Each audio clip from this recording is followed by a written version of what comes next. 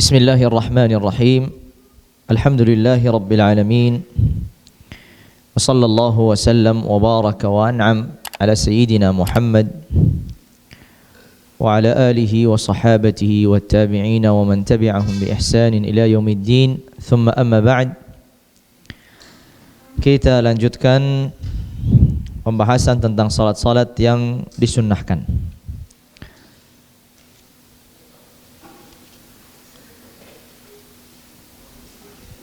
Terakhir yang kita bahas adalah sunnah-sunnah rawatib atau salat-salat sunnah yang berkaitan dengan salat-salat fardu. Salat-salat sunnah yang berkaitan dengan salat-salat fardu, qabliyah, ba'diyah. Ini yang disebut dengan sunanur rawatib. Kita sudah sebutkan semuanya.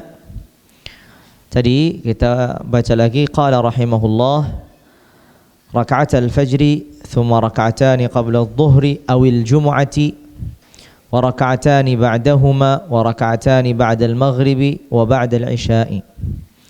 Kita disebutkan rawatib atau sunnah-sunnah salat atau salat-salat sunnah yang berkaitan dengan salat fardu, jumlah semuanya ada 22 rakaat. 10 rakaat sesuai di dalam mazhab Syafi'iyah yang ditegaskan. 2 rakaat qabliyah subuh, 2 rakaat qabliyah zuhur, 2 rakaat ba'diyah zuhur, 2 rakaat ba'diyah maghrib, 2 rakaat ba'diyah isya. 10 ini ditegaskan. 12 sisanya ini yang tidak ditegaskan. Apa 12 sisanya? Berarti kalau kita lihat 2 rakaat sebelum zuhur. Berarti zuhur kalau di total ada 4. 2 yang disunnahkan muakkadah, 2 yang sunnah ghairu muakkadah. Kemudian ba'diyah zuhur 2. Itu juga sunnah ghairu muakkad. Qabliyah asar 4. Sunnah qabliyah ghair muakkadah. Qabliyah maghrib 2. Berarti itu juga sunnah qabliyah maghrib yang ghair muakkadah. Kemudian qabliyah isya juga ada salat qabliyah isya dan ini ghairu muakkadah. Sehingga totalnya menjadi 22. Begitu juga ada pertanyaan tadi masalah salatul Jumu'ah, maka jawabannya sama. Salat Jumat dengan salat zuhur sama. Qabliyahnya juga 4, 2 yang ditegaskan, 2 yang tidak ditegaskan. Tapi sama-sama sunnah qabliyah sebagaimana juga zuhur memiliki sunnah qabliyah. Berarti urutannya salat-salat sunnah sampai sekarang. Salat-salat sunnah yang paling diutamakan tingkatan awal adalah Idul Adha. Di bawahnya Idul Fitri. Di bawahnya salat Al-Kusuf, salat gerhana matahari. Di bawahnya salat gerhana bulan. Di bawahnya salatul istisqa, meminta hujan. Di bawahnya salat witir. Kemudian setelah salat witir di bawahnya salat 2 rakaat qabliyah subuh. Qabliyah subuh. Di bawah qabliyah subuh itu adalah salat-salat rawatib yang ditegaskan. Sisa berapa? Kan 10 tadi, diambil 2, kan 2 sudah selesai. Berarti sisa 8. Nah, ini semuanya sederajat. Semuanya sederajat. Jadi dari 10, 2 yang qabliyah subuh ini tingkatannya di atas yang 8. Jadi dari 10 yang paling utama adalah yang qabliyah subuh. Di bawahnya qabliyah subuh 8 ini. Qabliyah zuhur, ba'diyah maghrib, ba'diyah isya. Ya, ba'diyah itu berarti sunnah yang setelah salat fardu. Qabliyah berarti salat sunnah yang sebelum salat fardu. Itu qabliyah, ba'diyah. Berarti kalau ada 10 tadi yang ditegaskan, 2 ini sudah tingkatannya setelah witir. Jadi tingkatannya witir langsung 2 rakaat subuh. Di bawahnya ya berarti ada qabliyah zuhur dan ba'diyah zuhur. Ada juga ba'diyah isya dan ba'diyah maghrib sebelumnya. Jadi semuanya sisanya ada 8. Nah, ini semuanya sederajat. Setelah ini sesuai di dalam mu'tamad mazhab, setelah ini baru sunnah-sunnah ratibah yang tidak ditegaskan, yang jumlahnya tadi ada 12. Yang jumlahnya tadi ada 12. Maka gitu tingkatannya. Jadi kalau ditanya salat qabliyah ba'diyah yang paling utama apa? 2 rakaat subuh. Kemudian di bawahnya ini ada 8 rakaat. Apa saja 8 rakaat itu? Qabliyah zuhur 2 rakaat, ba'diyah zuhur 2 rakaat, ba'diyah maghrib 2 rakaat, ba'diyah isya 2 rakaat. Ini sejajar semua, keutamaannya sama. Apalagi yang di bawahnya? Yang di bawahnya yang 12. Apa saja itu 12? Qabliyah zuhur 2 yang tidak ditegaskan, ba'diyah zuhur 2 yang tidak ditegaskan, qabliyah asar 4 sudah 8, qabliyah maghrib 10, qabliyah isya 12. Sehingga itu sunanur rawatib. Berarti sunnah rawatib semuanya ada 12. Tapi yang paling utama dan paling mulia adalah 2 rakaat subuh. Raka'atul fajri khairum minad dunya wa ma fiha. Itu kan kata Rasulullah. Setelah rawatib ini baru kemudian datang tsummat tarawih. Nah, baru tingkatannya datang apa? Tarawih. Salat tarawih. Nah, tadi waktu pas istirahat ada yang bertanya, salat tarawih, salat malam, salat witir, salat tahajud, salat qiyam, ini beda-beda atau satu-satu atau gimana, campur aduk? Pertama yang sudah kita pelajari tadi salat apa? Witir ya, yang dari salat malam. Salat witir sudah kita katakan tadi ini salat yang berdiri sendiri, nggak dicampur-campur sama yang lain. Paling sedikit 1, paling banyak 11. Tidak boleh ditambah dan nggak bisa juga dikurangi. Kan sudah 1 rakaat paling batasan minimal. Batasan maksimal 11. Kalau lebih dari 11, maka yang lebih ini menjadi batal. Kalau diniatkan dengan sholat witir, misalkan seorang sholat niat witir, baik, 2 rakaat pertama niat witir, 2 rakaat kedua niat witir, 2 rakaat ketiga niat witir, 2 rakaat keempat niat witir, 2 rakaat kelima niat witir, kan udah 10. Kemudian tambah apa? 2 rakaat ke-6 niat witir. Yang 2 rakaat ke-6 ini menjadi tidak sah. Kenapa? Karena dia sudah melebihi dari batas maksimal. Batas maksimal witir hanya 11. Ini sudah masuk kepada 12 rakaat. Kecuali pendapat yang mengatakan jumlah witir maksimal 13. Nah, itu enggak masalah. Nah, itu nanti berarti 12 atau 2 rakaat yang ke-6 itu kan baru masuk ke rakaat yang ke-12. 11 12. Tapi nanti kalau dia masuk lagi 2 rakaat yang ke-7, ini baru dia tidak bisa. Kenapa? Karena sudah melewati dari 13. Maka sehingga ini untuk witir. Begitu juga kita tadi sudah sedikit menyinggung sholat sunnah mutlak malam. Sholat sunnah mutlak malam itu mutlak. Rakaatnya 100, 200, 2 rakaat bebas. Ya, tidak ada batasan rakaatnya berapa dan tidak ada juga dari kapan sampai kapan, karena malam ketemu lagi pagi sholat terus. Kecuali kan nanti ada pembahasan waktu-waktu yang terlarang, begitu aja. Tapi kalau sholat sunnah mutlak ini kapanpun. Kalau sholat witir tadi sudah memiliki waktu. Nggak bisa sholat witir habis maghrib sebelum melaksanakan isya. Atau sholat witir, ini tadi saya lupa, melaksanakan sholat witir sudah masuk waktu isya tapi belum sholat isya. Tadi kan dikatakan waktu sholat witir itu setelah melaksanakan isya, ya kan? Setelah melaksanakan isya. Artinya kalau belum melaksanakan isya berarti belum bisa melaksanakan witir. Sekalipun sudah masuk waktu isya jam 8 belum sholat isya, lalu ia sholat witir dulu, kita katakan nggak bisa. Kenapa? Karena sholat witir itu dikerjakan setelah melaksanakan sholat isya.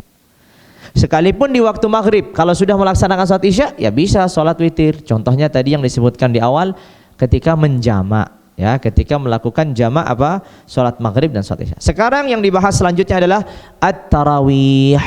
Ini yang pembahasannya. Jadi sholat witir sudah sendiri, sholat malam sudah sendiri. Sekarang ini at-tarawih, Salat tarawih. Tadi sudah diisyaratkan, salat tarawih ini salat khusus di malam-malam Ramadan. Di luar Ramadan gak ada tarawih. Di luar Ramadan tidak ada tarawih. Tayyib, di luar Ramadan saya mau sholat malam. Ya sholat malam, namanya bukan tarawih. Tarawih itu memiliki ketentuan hukum. Mulainya kapan, berakhirnya kapan, jumlahnya berapa, dan seterusnya. Ada keterkaitan hukum di sini. Maka sehingga tarawih ini sholat berdiri sendiri.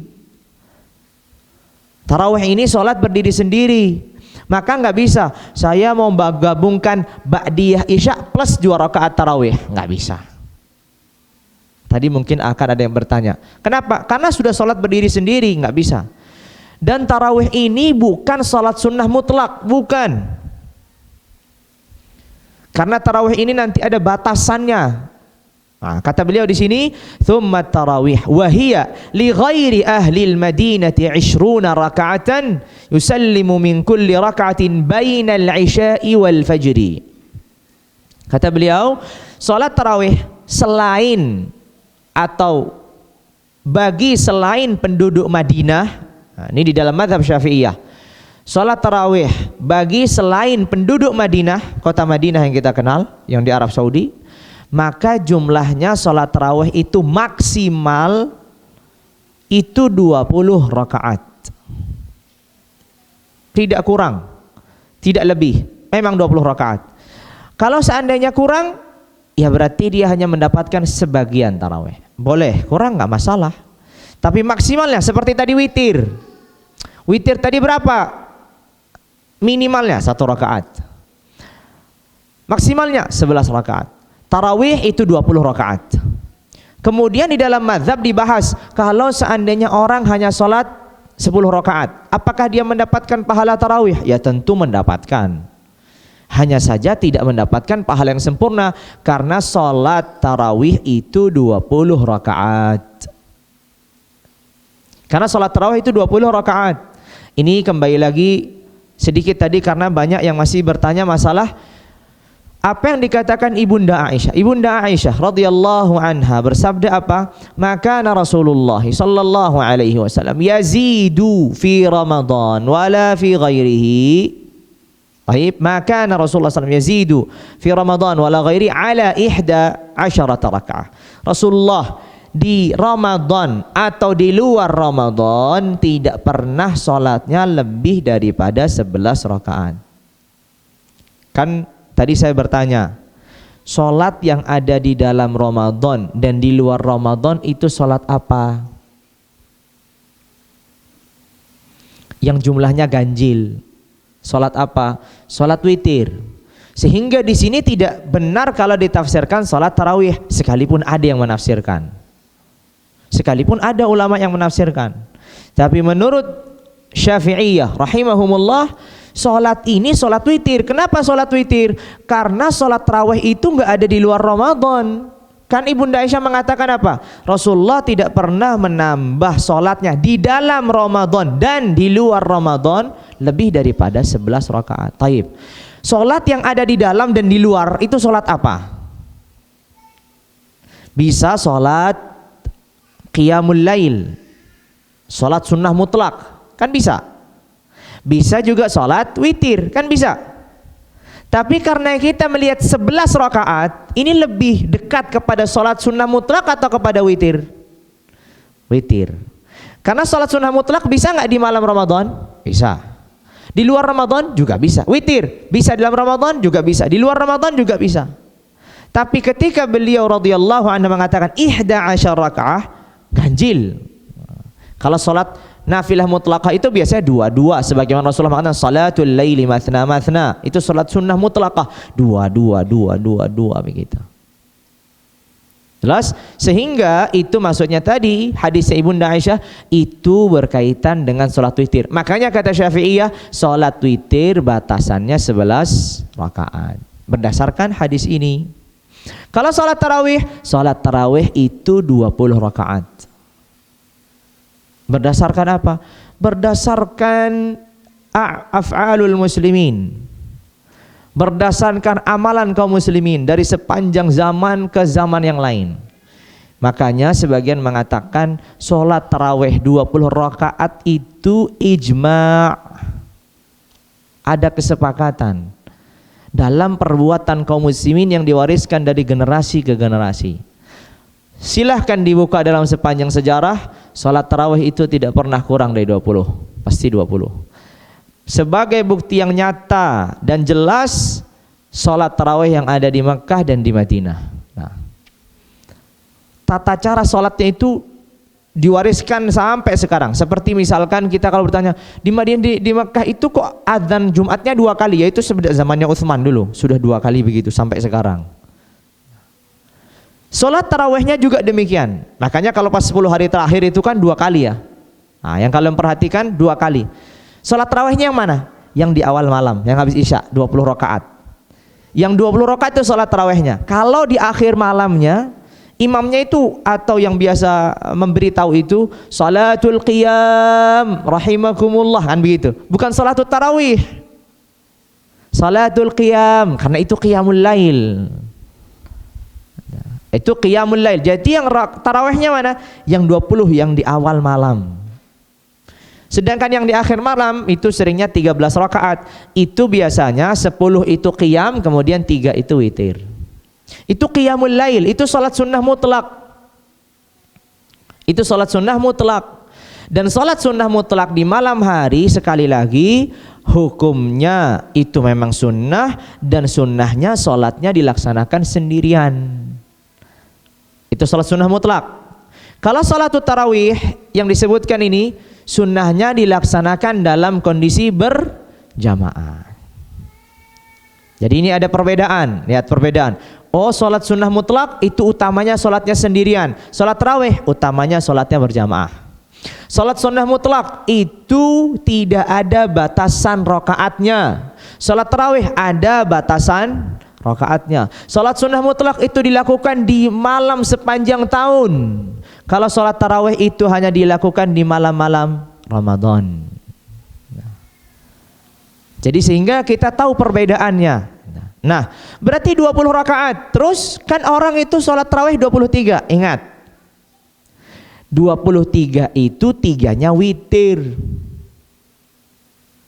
Sekali lagi, witir itu bukan salat tarawih. Salat tarawih itu yang 20, 3-nya itu witir. Baik, sekarang pertanyaannya, sebagian masjid melakukan 11 rakaat karena mengikuti sebagian pendapat. Jadi salat tarawihnya yang mana? Yang 8 dan yang 3 itu adalah salat witirnya. Kecuali kalau kita ingin meniatkan witir dari awal, kan 11, bisa kan witir? Bisa. Dan ini tadi yang saya lupa jelaskan. Tadi saya menjelaskan ada perbedaan sholat witir di luar Ramadan dan di dalam Ramadan. Saya hanya menyebutkan yang di luar. Kalau di luar Ramadan, sholat witir di luar Ramadan disunnahkan sholatnya dalam keadaan sendiri, masing-masing. Kalau di dalam Ramadan, sholat witir itu dianjurkan dalam keadaan berjamaah sebagaimana tarawihnya. Sebagaimana tarawihnya dianjurkan berjamaah, maka witirnya di dalam Ramadan juga dianjurkan berjamaah. Terus setelah kita 20 rakaat, boleh nggak kita sholat lagi? Sholat apa? Niatnya sholat apa? Sholat tarawih? Ya nggak boleh, karena maksimalnya 20. Tapi saya mau sholat malam, sholat sunnah mutlak, mau 100, mau 1000 rakaat juga nggak masalah. Karena sholat sunnah mutlaqah itu tidak ada batasannya. Berarti boleh kita setelah sholat tarawih 20 rakaat sholat lagi, silahkan. Terus, lanjut terus sampai subuh, insyaallah nggak masalah. Jadi sehingga apa? Sehingga demikian. Taib. Berarti boleh melaksanakan witir di Ramadan itu lebih daripada 3? Ya boleh. Tentu boleh. Saya mau sholat witirnya 11. 20 tarawih, 11 witir. Jumlahnya jadi berapa? 31 rakaat, ya kan? Nah, boleh, nggak masalah. Witir ini terpisah dengan tarawih. Nah, jangan dirangkai satu. Semua ini sholat tarawih 23 jumlahnya, salah. Sholat tarawih itu 20-nya, 3-nya witir. Makanya setiap rakaat 2 rakaat itu diniatkan. Ini niat salat tarawih, 2 lagi salat tarawih, 2 lagi salat tarawih, 2 lagi salat tarawih. Sampai selesai 20, masuk ke 3 rakaat yang terakhir, niatkan salat witir, jangan niatkan salat tarawih. Dan salat tarawih itu harus diniatkan sebagai salat tarawih atau diniatkan sebagai salat malam di bulan Ramadan. Boleh diniatkan sebagai salat tarawih, boleh diniatkan sebagai salat malam di bulan Ramadan. Tapi kalau hanya salat malam saja, berarti tidak terhitung tarawih. Terhitungnya salat apa? Salat sunnah mutlak biasa. Terhitungnya sebagai salat sunnah mutlak biasa. Tidak terhitung sebagai salat tarawih. Karena sholat tarawih itu harus ditentukan. Sebagaimana sholat witir. Kalau kita sholat witir 11 rakaat, 2, 2, 2, 2, 2, baru kemudian 1. Tapi setiap 2 kita sholatnya sholat malam, sholat malam, sholat malam, sholat malam, baru 1 sholat witir. Berarti sholat witir yang mana? Ya, yang 1. Yang 10 sholat sunnah mutlak aja. Nanti tadi kita sebutkan tentu lebih utama apa? 11 diisi sholat witir atau 11 10-nya sholat sunnah dan 1-nya witir. Tentu 11-nya semuanya diisi dengan sholat witir. Kan itu sudah disebutkan karena sholat witir itu apa di antara sholat yang diutamakan. Tapi ingat tadi dikatakan di sini ketika kita baca tarawih itu bagi selain penduduk Madinah 20 rakaat maksimal, nggak bisa lebih. 20 rakaat sudah maksimal, nggak bisa lebih. Kenapa dikatakan selain penduduk Madinah? Nah, di dalam mazhab Syafi'iyah rahimahumullah, bagi penduduk Madinah memiliki keistimewaan. Apa ini kisahnya keistimewaan? Jadi pada zaman itu, pada zaman salafus salih ridwanullahi ta'ala alaihim, orang melaksanakan sholat tarawih di Makkah. Setiap 4 rakaat kan istirahat. Mereka melaksanakan apa? Tawaf. Ya, istirahatnya ini ahli ibadah ini tawaf. Jadi sholat tarawih 4 rakaat tawaf. Dapat 7, balik lagi melanjutkan sholat tarawih yang 4.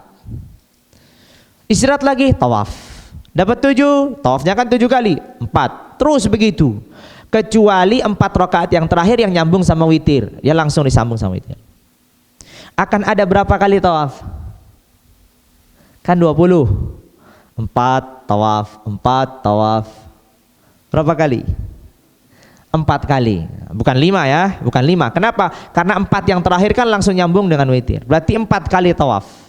Ya kan? Maksudnya 4 kali kali 7 maksudnya. Setiap tawafnya itu 7 putaran itu. 4 kali tawaf. 4 kali tawaf ini, 4 kali tawaf ini kan khusus bagi penduduk kota apa? Makkah kan, nggak ada tawaf di tempat lain. Nah, penduduk kota Madinah ini memiliki keistimewaan yang khusus.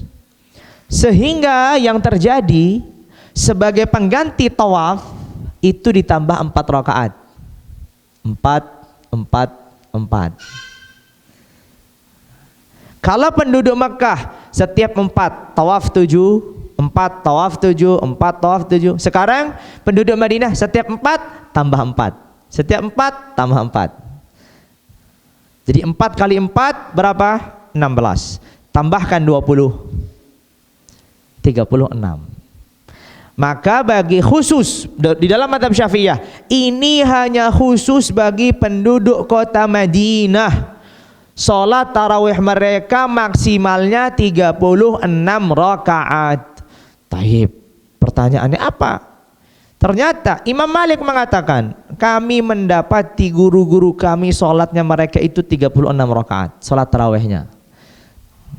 Jadi sudah diwariskan tadi, dalam tanda kutip tadi, untuk menandingi pahalanya penduduk Makkah. Karena Rasulullah kan berdoa, keberkahan Madinah itu sebagaimana keberkahan Makkah. Bahkan Rasulullah berdoa, jadikanlah 2 kali lipat keberkahan Makkah.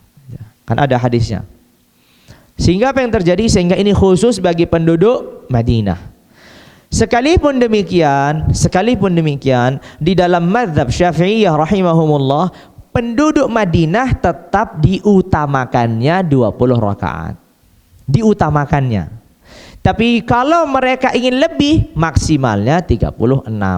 Ingat ya, itu 36 dan 20 itu tarawih. Sekali lagi itu tarawih. Sedangkan witir tadi antara 1, 3, 5, 7, 9, 11. Itu tadi witir. Ya, jadi tidak ada kaitannya dengan tarawih. Ini dimanapun sama witir. Mau di Makkah, di Madinah, di Indonesia sama aja. Nah, jadi seperti itu. Dan tarawih ini waktunya, ini berarti tarawih ini apa? Salat dzatul waqti. Memiliki waktu. Apa waktunya? Waktunya tarawih itu setelah melaksanakan sholat isya. Setelah melaksanakan sholat isya. Berarti kalau ia belum melaksanakan sholat isya, sekalipun sudah masuk waktu isya, belum bisa sholat tarawih. Berarti dia boleh melaksanakan sholat isya di waktu maghrib ketika ia menggabungkan antara maghrib dan isya jamak takdim. Kenapa? Karena sudah melaksanakan sholat isya. Berarti sholatul tarawih ini apa? Sholatul dzatu waqtin, sholat yang memiliki waktu. Dan berakhirnya kapan? Ketika terbitnya fajar. Tentu sudah berakhir waktunya di situ. Jadi sepanjang malam ini, ya sepanjang malam ini. Baik, sehingga jumlah rakaat tarawih 20. Ya begitu. Dan 20 ini sebenarnya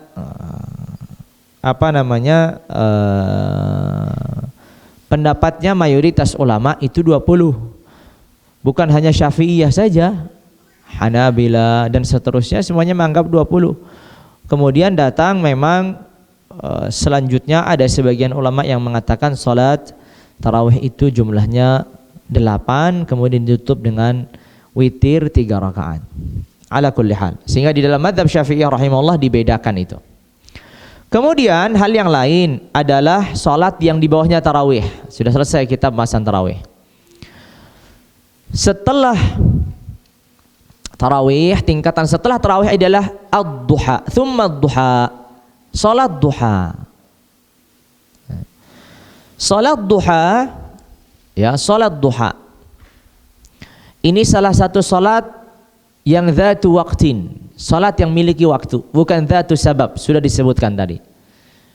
Dan salatul duha ini thumma duha raka'atani ila 8. Berarti salat duha itu paling sedikit 2 rakaat, paling banyak 8. Artinya saya meniatkan salat duha setelah 8 rakaat, salat duha yang ke 9 dan 10, salat duha yang ke 11 dan 12. Ini sudah nggak bisa lagi. Maksimalnya 8. Berarti usolli misalkan sunnatid duha raka'ataini, 2 rakaat yang pertama. Kemudian usolli sunnatid duha raka'ataini, 2 rakaat yang kedua, sampai 8. Setelah 8 sudah berhenti. Bisakah dia usolli sunnatid duha raka'ataini lagi? Nggak bisa. Taib, sudah takbiratul ihram ya batal. Karena sholat apa ini? Sholat duha, duhanya nggak diajarkan begitu. Jadinya abas. Ini adalah main-main. Jadi tidak dianggap sholatnya. Taib. Kalau begitu saya mau sholat lagi nambah dari 8. Niatkan sebagai sholat sunnah mutlak. Nah, kalau sunnah mutlak kan nggak ada batasan. Silahkan. Setelah 8 tambah lagi 2, tambah lagi 2, tambah lagi 2, terus sampai misalkan 20 rakaat. Nggak masalah. Tapi niatnya adalah sholat sunnah mutlaqah. Jangan niatnya sholat duha. Jangan niatnya sholat duha. Thumma qala wa yusallimu min kulli raka'ataini. Dan sholat duha itu salam dari setiap 2 rakaat. Wa waqtuha ba'da irtifa'i syamsi ila al-istiwa. Waktu sholat duha itu, masuknya sholat duha itu waktunya setelah terbitnya matahari setinggi tombak. Bukan pas terbit matahari, tapi setelah terbitnya matahari setinggi tombak. Baru sini masuk waktu sholat duha. Jadi dengan terbitnya matahari itu belum masuk waktu duha. Harus matahari itu setinggi tombak dulu, baru di sini masuk waktu sholat duha. Ya, baru masuk waktu sholat duha. Kemudian ilal istiwa. Di sini beliau mengatakan istiwa. Padahal di dalam mazhab mu'tamadnya ilal zawal. Jadi berakhirnya sholat duha itu waktunya ketika matahari sudah tergelincir. Berarti sholat duha itu berakhir dengan masuknya waktu sholat zuhur. Berarti ketika matahari di tengah-tengah, yang kita kenal itu sholat yang apa? Dilarang. Di situ kan beberapa sholat. Bolehkah melaksanakan sholat duha di situ? Boleh. Kenapa? Karena masih waktunya. Tadi waktunya sampai kapan berakhir? Sampai waktu sholat duhur. Berarti ketika matahari masih di tengah-tengah, belum condong, masih di tengah-tengah, ini kan ada sebagian sholat nggak boleh dilaksanakan di sini ya. Tapi sholat duha, orang itu waktunya, maka boleh dia melaksanakan sholat duha di situ. Begitulah yang disebutkan ulama Syafi'iyah rahimahumullah. Dan kata beliau, wa ta'khiruha ila rub'in nahari afdal. Salat duha itu diakhirkan ke seperempat siang itu lebih utama. Gimana ngitung seperempat siang? Baik. Sekarang siang itu mulai dari kapan? Nah, dihitungnya siang itu mulai dari kapan? Pagi lah gitu. Pagi, siang dihitung dari kapan? Kalau malam tadi dihitung dari terbenamnya matahari dan berakhir terbitnya fajar. Berarti siang itu dihitung dimulai apa? Terbitnya fajar sampai terbenamnya matahari. Nah, ini kita total bagi 4. Bagi 4. Nah, utamanya adalah sholat duha itu diakhirkan. Jadi sampai seperempat. Nah, jadi seperempat. Nah, untuk apa? Seperempat yang keberapa? Seperempat yang kedua. Kenapa? Karena dikatakan kalau siang dibagi 4, itu setiap seperempatnya diisi dengan sholat. Seperempat pertama sholat subuh, seperempat terakhir sholat asar, seperempat sebelumnya sholat duhur, seperempat sebelumnya sholat duha. Gitu. Jadi ketika siang itu dibagi 4, seperempat yang pertama sudah diwakili dengan sholat subuh. Seperempat yang kedua, sunnahnya tadi, sholatnya di seperempat yang kedua ini apa? Diwakili dengan sholat duha. Kan nggak ada sholat yang lain. Sholat duha ini yang paling ditegaskan di sini, atau paling dianjurkan, lebih daripada sholat sunnah mutlak.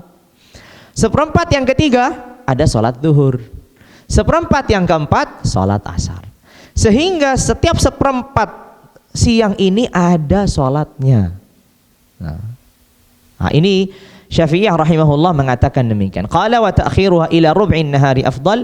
Qala thumma, baik, setelah selesai salat duha. Nah, setelah selesai salat duha. Berarti salat duha tadi 8 rakaat. 2 rakaat, 2 rakaat, 2 rakaat, 2 rakaat. Nah, ini ada juga banyak orang bertanya tentang salatul isyraq atau salatul syuruq, salat terbitnya matahari. Ada beberapa pemahaman yang salah. Di antara pemahaman yang salah ada yang mengatakan salat syuruq itu adalah salat yang dilaksanakan ketika matahari pas terbit. Jadi matahari terbit langsung salat. Nah, ini enggak benar. Ini pendapat yang salah, enggak benar. Jadi salat syuruq itu maksudnya salat ketika sudah matahari setinggi tombak.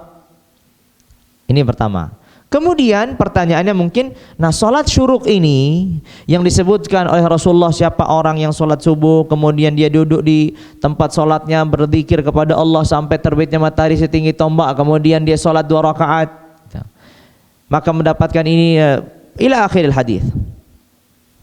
Kita pertanyaannya, sholat syuruk ini dihitung sholat duha atau dihitung sholat syuruk sendirian? Nah itu dia, ini pertanyaannya begitu. Di dalam madhab Syafi'iyah rahimahumullah, salat syuruk itu adalah salat duha. Jadi bagian dari salat duha. Berarti kalau orang sudah melaksanakan salat syuruk, jatah salat duhanya sudah berkurang. Jadi kalau sudah salat syuruk 2 rakaat nih, dia mau salat duha lagi, jatahmu sudah berkurang 2, tinggal 6. Oh enggak, 3 ya, tinggal 6. Ya, benar. Kalau salat syuruknya 4, karena disebutkan dalam periwayatan yang lain menyebutkan salatul isyraq itu bukan 2 tapi 4 rakaat agar mendapatkan haji dan umrah itu. 4 rakaat berarti salat duhanya sudah terkurangi 4, sisa 4. Baik, ada keutamaan. Naam, keutamaan salat syuruk itu karena duduknya tadi. Setelah salat subuh, duduk di tempatnya berzikir kepada Allah sampai terbitnya. Nah, duduk di tempatnya, tidak berpindah-pindah, berzikir kepada Allah, tidak lalai, tidak lupa, tidak keluar, tidak jalan-jalan ke sana, duduk di tempatnya sampai terbitnya matahari setinggi tombak, kemudian dia sholat. Sholatnya sholat duha. Nah, sebagian orang melaksanakan sholat syuruk, memang ada sebagian pendapat ulama tidak masalah kalau seandainya berpindah-pindah selama masih di masjid gitu. Ada sebagian juga mengatakan kalau seandainya batal boleh keluar, boleh wudu dan seterusnya. Tapi kita ini harus jujur. Kita ini harus jujur ketika kita melihat pahala-pahala yang besar begitu. Kita kan memiliki satu kaidah di dalam beramal itu. Al jazaa'u min jinsil amal. Balasan itu sesuai dengan upaya dan usaha kita. Kira-kira orang yang berhak mendapatkan pahala haji dan umrah, kira-kira orang yang dia tadi itu duduk di tempatnya, tidak bergerak, wala maju wala mundur, wala terus berzikir, menahan diri tidak batal, kemudian dia sholat, atau orang yang masih muter-muter seperti di masjid, keluar wudu balik lagi, kira-kira mana kelihatan yang orang lebih berhak? Al jazaa'u min jinsil amal. Makanya sebagian ulama, saya mengenal beberapa guru kami, kalau habis sholat subuh diam di tempat yang enggak mau pergi sampai benar-benar terbit matahari di situ. Dia sudah siap menyiapkan buku-buku gitu untuk jadikan sutrah gitu di depannya. Enggak akan pergi di situ. Sekalipun dia duduk di shaf ketiga, shaf kedua, pokoknya enggak pernah pergi. Diam di situ sampai selesai melaksanakan sholat 4 rakaat. Karena sebagian ulama menguatkan hadis yang 4 rakaat itu lebih kuat daripada yang 2 rakaat. Baru kemudian agar dia haji dan umrah, kan haji 2 rakaat, umrah 2 rakaat. Haji dan umrah gitu. Sehingga ini berat gitu. Makanya tidak semua orang bisa meraihnya. Kan tidak semua orang meraihnya.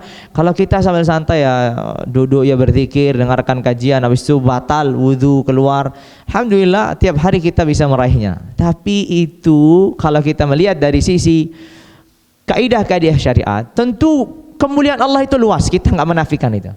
Kemuliaan Allah itu luas, bisa saja Allah memberikan kepada siapapun itu kehendak Allah. Tapi kalau kita melihat dari hadis-hadis yang ada dan kita serasikan dengan kaidah-kaidah syariat, maka orang yang berhak mendapatkan haji dan umrah sempurna itu hanya orang yang tadi bersabar tadi, dan ini tidak mudah. Praktekkan saja, sholat subuh diam di tempat, gak mudah, pasti geser samping, geser depan, maju sedikit, nggak jenak gitu duduknya. Ya, cari senderan itu susah, apalagi yang sepuh-sepuh ya panannya, iya susah. Dikit sebentar batal, harus wudu. Nah ini sudah nggak dianggap semua sudah. Memang disitulah cobaan dan ujiannya, sehingga pahalanya pun sesuai diberinya. Benar-benar berhak nih, sesuai nih, kamu sudah berjuang luar biasa. Karena tidak setiap orang bisa melakukan seperti ini. Nah, makanya sehingga Syafi'iyah mengatakan salatul isyraq itu adalah salatul duha. Ada juga sebagian Syafi'iyah mengatakan enggak. Salatul duha itu berbeda dengan salatul isyraq. Salat isyraq sendiri, salat duha sendiri. Berarti kalau dibedakan, berarti salat duhanya jatahnya masih utuh. Nah, itu faidahnya. Ini sama atau beda? Oh, kalau beda begini, kalau sama begini. Nah, tapi Syafi'iyah rahimahullah mu'tamadnya pendapatnya itu sama. Taib. Kemudian salat-salat sunnah yang lain di bawahnya salat duha ini adalah thumma raka'atal ihram, wa raka'atat tawaf, wa raka'atat tahiyyah. Kemudian ada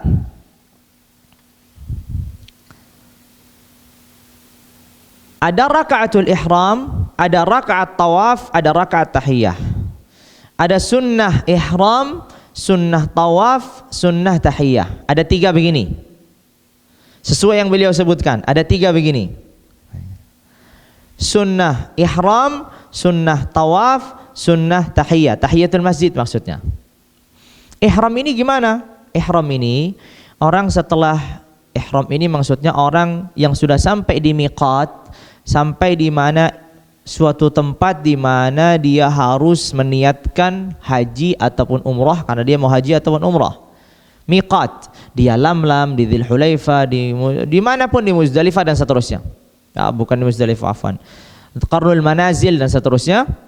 Dia akan melaksanakan di situ apa? Akan meniatkan sebagai orang yang haji atau umrah. Nah, sebelum ia meniatkan niyatul ihram ini, dianjurkan dia sholat terlebih dahulu. Berarti sholat ihram itu dilakukan sebelum ihram atau setelah ihram? Sebelum. Jadi urutannya kalau seandainya orang itu sampai ke miqat, mandi, bersih-bersih apa semua, pakai kain ihram, sholat 2 rakaat. Setelah selesai sholat 2 rakaat baru dia meniatkan. Misalkan labbaik Allahumma hajjatan, labbaik Allahumma umratan, labbaik Allahumma umratan wa hajjan. Tergantung niatnya yang 3 itu, tamattu', qiran, ifrad. Nah, tergantung 3 macam niat yang disebutkan di dalam pembahasan haji. Intinya berarti 2 rakaat, ya tentu 2 rakaat maksudnya. 2 rakaat ihram ini dilaksanakan sebelum meniatkan. Ingat ya, sebelum meniatkan. Karena ini nanti akan berdampak hukum. Kemudian yang selanjutnya adalah 2 rakaat tawaf. 2 rakaat tawaf. Salat sunnah tawaf. Apa salat sunnah tawaf? Kita mengenal salah satu amalan-amalan ketika orang umroh ataupun haji itu apa? Tawaf kan. Setelah selesai tawaf 7 putaran, itu disunnahkan seseorang melaksanakan sholat 2 rakaat. Nah, ini 2 rakaat ini disebut apa? 2 rakaat tawaf. Ini disebut dengan 2 rakaat tawaf. Jadi sudah tawaf 7 kali, kemudian sholat 2 rakaat tawaf. Disunnahkannya sholatnya di belakang makam Ibrahim. Tapi biasanya orang rame nggak bisa sholat di makam Ibrahim, pasti terdesak jauh. Yang penting masih di Masjidil Haram, 2 rakaat tawaf. Kemudian 2 rakaat tawaf, 2 rakaat sama seperti sholat duha sama, tapi niatnya itu tadi. Usolli apa? Sunnat rakaatai tawaf atau sunnat tawaf. Ditentukan dia mau sholat sunnah apa. Kemudian yang ketiga adalah apa? Sunnah tahiyatul masjid. Sunnah tahiyatul masjid. Sunnah tahiyatul masjid. Sunnah tahiyatul masjid. Sunnah tahiyatul masjid ini 2 rakaat sebagaimana kita. Ini pertanyaannya. Kalau sunnah tahiyatul masjid itu adalah salat sunnah yang memiliki sebab. Sebabnya apa? Masuk masjid. Karena masuk masjid maka disunnahkan untuk salat 2 rakaat. Karena ia masuk masjid maka disunnahkan salat 2 rakaat. Salat apapun. Salat apapun. Salat duha ya sudah, itu berarti mewakili tahiyatul masjid. Salat qabliyah sudah mewakili tahiyatul masjid. Bahkan dia masuk langsung salat fardu karena sudah ketinggalan jamaah, sudah mewakili salat tahiyatul masjid. Tapi salat tahiyatul masjid itu minimalnya 2 rakaat. Atau yang mewakilinya minimalnya 2, nggak bisa lebih kurang daripada 2. Berarti kalau dia masuk masjid dengan niat salat witir 1 rakaat. Kan tadi witir boleh 1 rakaat ya? Boleh tadi witir 1 rakaat. Masuk masjid niatnya salat witir 1 rakaat. Sudahkah mewakili tahiyatul masjid? Jawabannya belum. Karena Rasulullah bersabda apa? Idza dakhala ahadukumul masjida fala yajlis hatta yusalli raka'atain. Apabila seseorang masuk ke masjid, maka tidak boleh duduk sampai salat 2 rakaat. Jadi yang satu tadi tidak bisa. Sehingga salat apapun intinya 2. Tapi kalau enggak ada salat, ya dia berarti salat 2 rakaat yang disebut dengan salat tahiyatul masjid. Tapi di antara 3 ini kan disejajarkan oleh beliau rahimahullah. Di antara 3 ini kita perhatikan ya, salat ihram, salat tawaf, salat tahiyatul masjid. Salat ihram, salatnya mendahului sebabnya, ya kan? Salatnya mendahului sebabnya. Sebabnya salat ini apa? Karena dia mau ihram, berarti salat dulu baru ihram. Salat tawaf, salat ini didahului oleh sebabnya. Ya, sebabnya dulu tawaf, habis itu dia salat. Tahiyatul masjid juga sama. Didahului oleh sebabnya. Masuk masjid baru salat, bukan salat baru masuk masjid, kan enggak gitu ceritanya. Sehingga di antara tiga ini sebenarnya sesuai mu'tamadnya tidak seperti yang beliau sebutkan sejajar tiga ini, tidak. Ini dari tiga ini, ya, tiga ini pertama yang paling utama adalah salat rakaatit tawaf. Kenapa tawaf? Kenapa tawaf? Pertama, karena sebabnya mendahului salatnya. Jadi sholatnya ini sudah terikat. Kalau tadi orang mau sholat, mau ihram, bisa jadi dia nggak jadi ihram, ya kan? Udah sholat 2 rakaat, wah nggak jadi, balik lagi ke negaranya, kan mungkin. Nah, kalau yang hanya naik bis, naik mobil kan mungkin aja gitu. Tapi kalau orang Indonesia nggak mungkin, balik susah. Nah, berarti bisa dibatalkan kan sebabnya ihram ini, gitu kan? Bisa dibatalkan. Kenapa kau nggak sholat tahiyatul masjid didahulukan? Nah, kan pertanyaan begitu. Kenapa tidak sholat tahiyatul masjid ini didahulukan? Ya, sekarang sebabnya kita lihat. Sebabnya satu tahiyatul masjid karena masuk masjid. Sebab yang satu lagi karena tawaf. Perhatikan sebabnya. Masuk masjid dan tawaf. Sebab mana yang lebih utama? Tawaf atau tahiyatul masjid? Tawaf. Sehingga salat tawaf dikedepankan. Lihat bagaimana fuqaha itu ketika mereka menghasilkan suatu hukum fikih, benar-benar dipertimbangkan dari segala sisinya, sehingga dikedepankan daripada apa? Dari tahiyatul masjid dan dari rakaatul ihram. Salat tawaf lebih dikedepankan. Salat tawaf lebih dikedepankan. Baru kemudian salat tahiyatul masjid, baru kemudian salat ihram. Jadi gitu urutannya. Tawaf, tahiyatul masjid, kemudian salat ihram.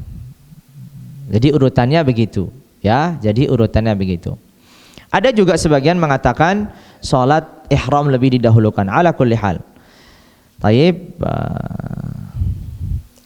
Kemudian qala thumma sunnat al-wudu. Selanjutnya sunnah salat sunnah yang lainnya adalah salat sunnah wudu. Setiap orang selesai wudu, salat 2 rakaat. Wudu apapun, wudu memperbarui wudu atau wudu mengangkat hadas atau apa, setiap wudu salat 2 rakaat, salat 2 rakaat. Itu kan perbuatannya, amalannya Bilal kan, yang menjadikan beliau ini memiliki kedudukan yang istimewa. Tapi disebutkan dalam hadis Rasulullah juga, Rasulullah mengajarkan itu. Salat wudu kemudian salat 2 rakaat. Ya, salat sunnah wudu. Salat sunnah wudu. Dan salat sunnah wudu ini salah satu salat sunnah yang tidak berdiri sendiri. Maksudnya tadi seperti tahiyatul masjid bisa menggabung dengan yang lain. Jadi setelah wudu dia salat duha plus diniatkan tahiyatul masjid plus diniatkan salat sunnah setelah wudu, bisa. Kenapa bisa? Karena salat wudu ini memang yang penting kamu setelah wudu sholat sunnah 2 rakaat. Mau sholatnya tahiyatul masjid, mau sholat malam, mau sholat sunnah mutlak, mau tahiyatul masjid, bebas. Seperti tahiyatul masjid tadi juga. Yang penting masuk melaksanakan sholat 2 rakaat. Sehingga bisa masuk di dalam sholat-sholat yang lain. Ya, bisa digabungkan niat di dalamnya. Makanya kata beliau, qala wa tahsulut tahiyyatu bi fardhin aw naflin. Tahiyatul masjid itu sudah terlaksanakan dengan melaksanakan salat fardu atau melaksanakan salat sunnah lainnya. Sebagaimana juga salat sunnah wudu bisa dimasukkan. Ini penegasan dari beliau. Qala huwa raka'atan aw akthar nawaha aw la. Sama aja. Salat fardunya tadi itu 4 rakaat, tapi dia belum sempat tahiyatul masjid, langsung salat fardu 4 rakaat. Sudah menjadikannya itu sebagai salat tahiyatul masjid. Mau salatnya 3 rakaat, sama aja. Mau salatnya sunnah, mau salatnya fardu, sama. Yang penting tadi syaratnya 2 rakaat ke atas. Salat maghrib kan 3 rakaat. Dia masuk terlambat, langsung masuk salat maghrib. Apakah tahiyatul masjid sudah terwakili dengan salat maghrib? Sudah terwakili. Dan kalau ia meniatkan, maka ia mendapatkan pahala tahiyatul masjid dan pahala salat fardu. Tapi kalau dia tidak meniatkan, maka tidak mendapatkan pahala salat tahiyatul masjid. Hanya salat fardunya yang dia dapatkan. Nah, ini pentingnya mengatur niat ini sangat penting sekali agar mendapatkan pahala. Nah, tentu kalau ditanya mana lebih pahalanya lebih besar, yang sholat tahiyatul masjid baru sholat maghrib atau yang digabungkan maghrib plus tahiyatul masjid? Ya, al jaza'u min jinsil amal, sudah begitu aja teorinya. Tentu pahalanya lebih besar yang sholat 2 rakaat tahiyatul masjid pisah lagi sholat maghrib. Sama, mana lebih besar pahalanya? Sholat duha 2 rakaat plus tahiyatul masjid plus sholat wudu, sama yang dipisah menjadi 6 rakaat, sholat duha, tahiyatul masjid, sunnah wudu itu. Ya tentu berbeda. Al jazaa'u min jinsil amal. Balasan itu sesuai dengan amalan. Kemudian kata beliau, wa tatakarraru bi takarrurid dukhul. Sebagaimana tadi wudu dijelaskan bahwasanya apa? Salat 2 rakaat wudu itu kapan pun dia selesai wudu, salat. Perbarui lagi, salat lagi, perbarui lagi, salat, padahal belum batal, sunnahnya salat. Begitu juga masuk masjid. Masuk masjid, salat 2 rakaat. Keluar lagi, masuk lagi, ya salat 2 rakaat lagi. Keluar lagi, masuk lagi, ya salat 2 rakaat lagi. Terus begitu.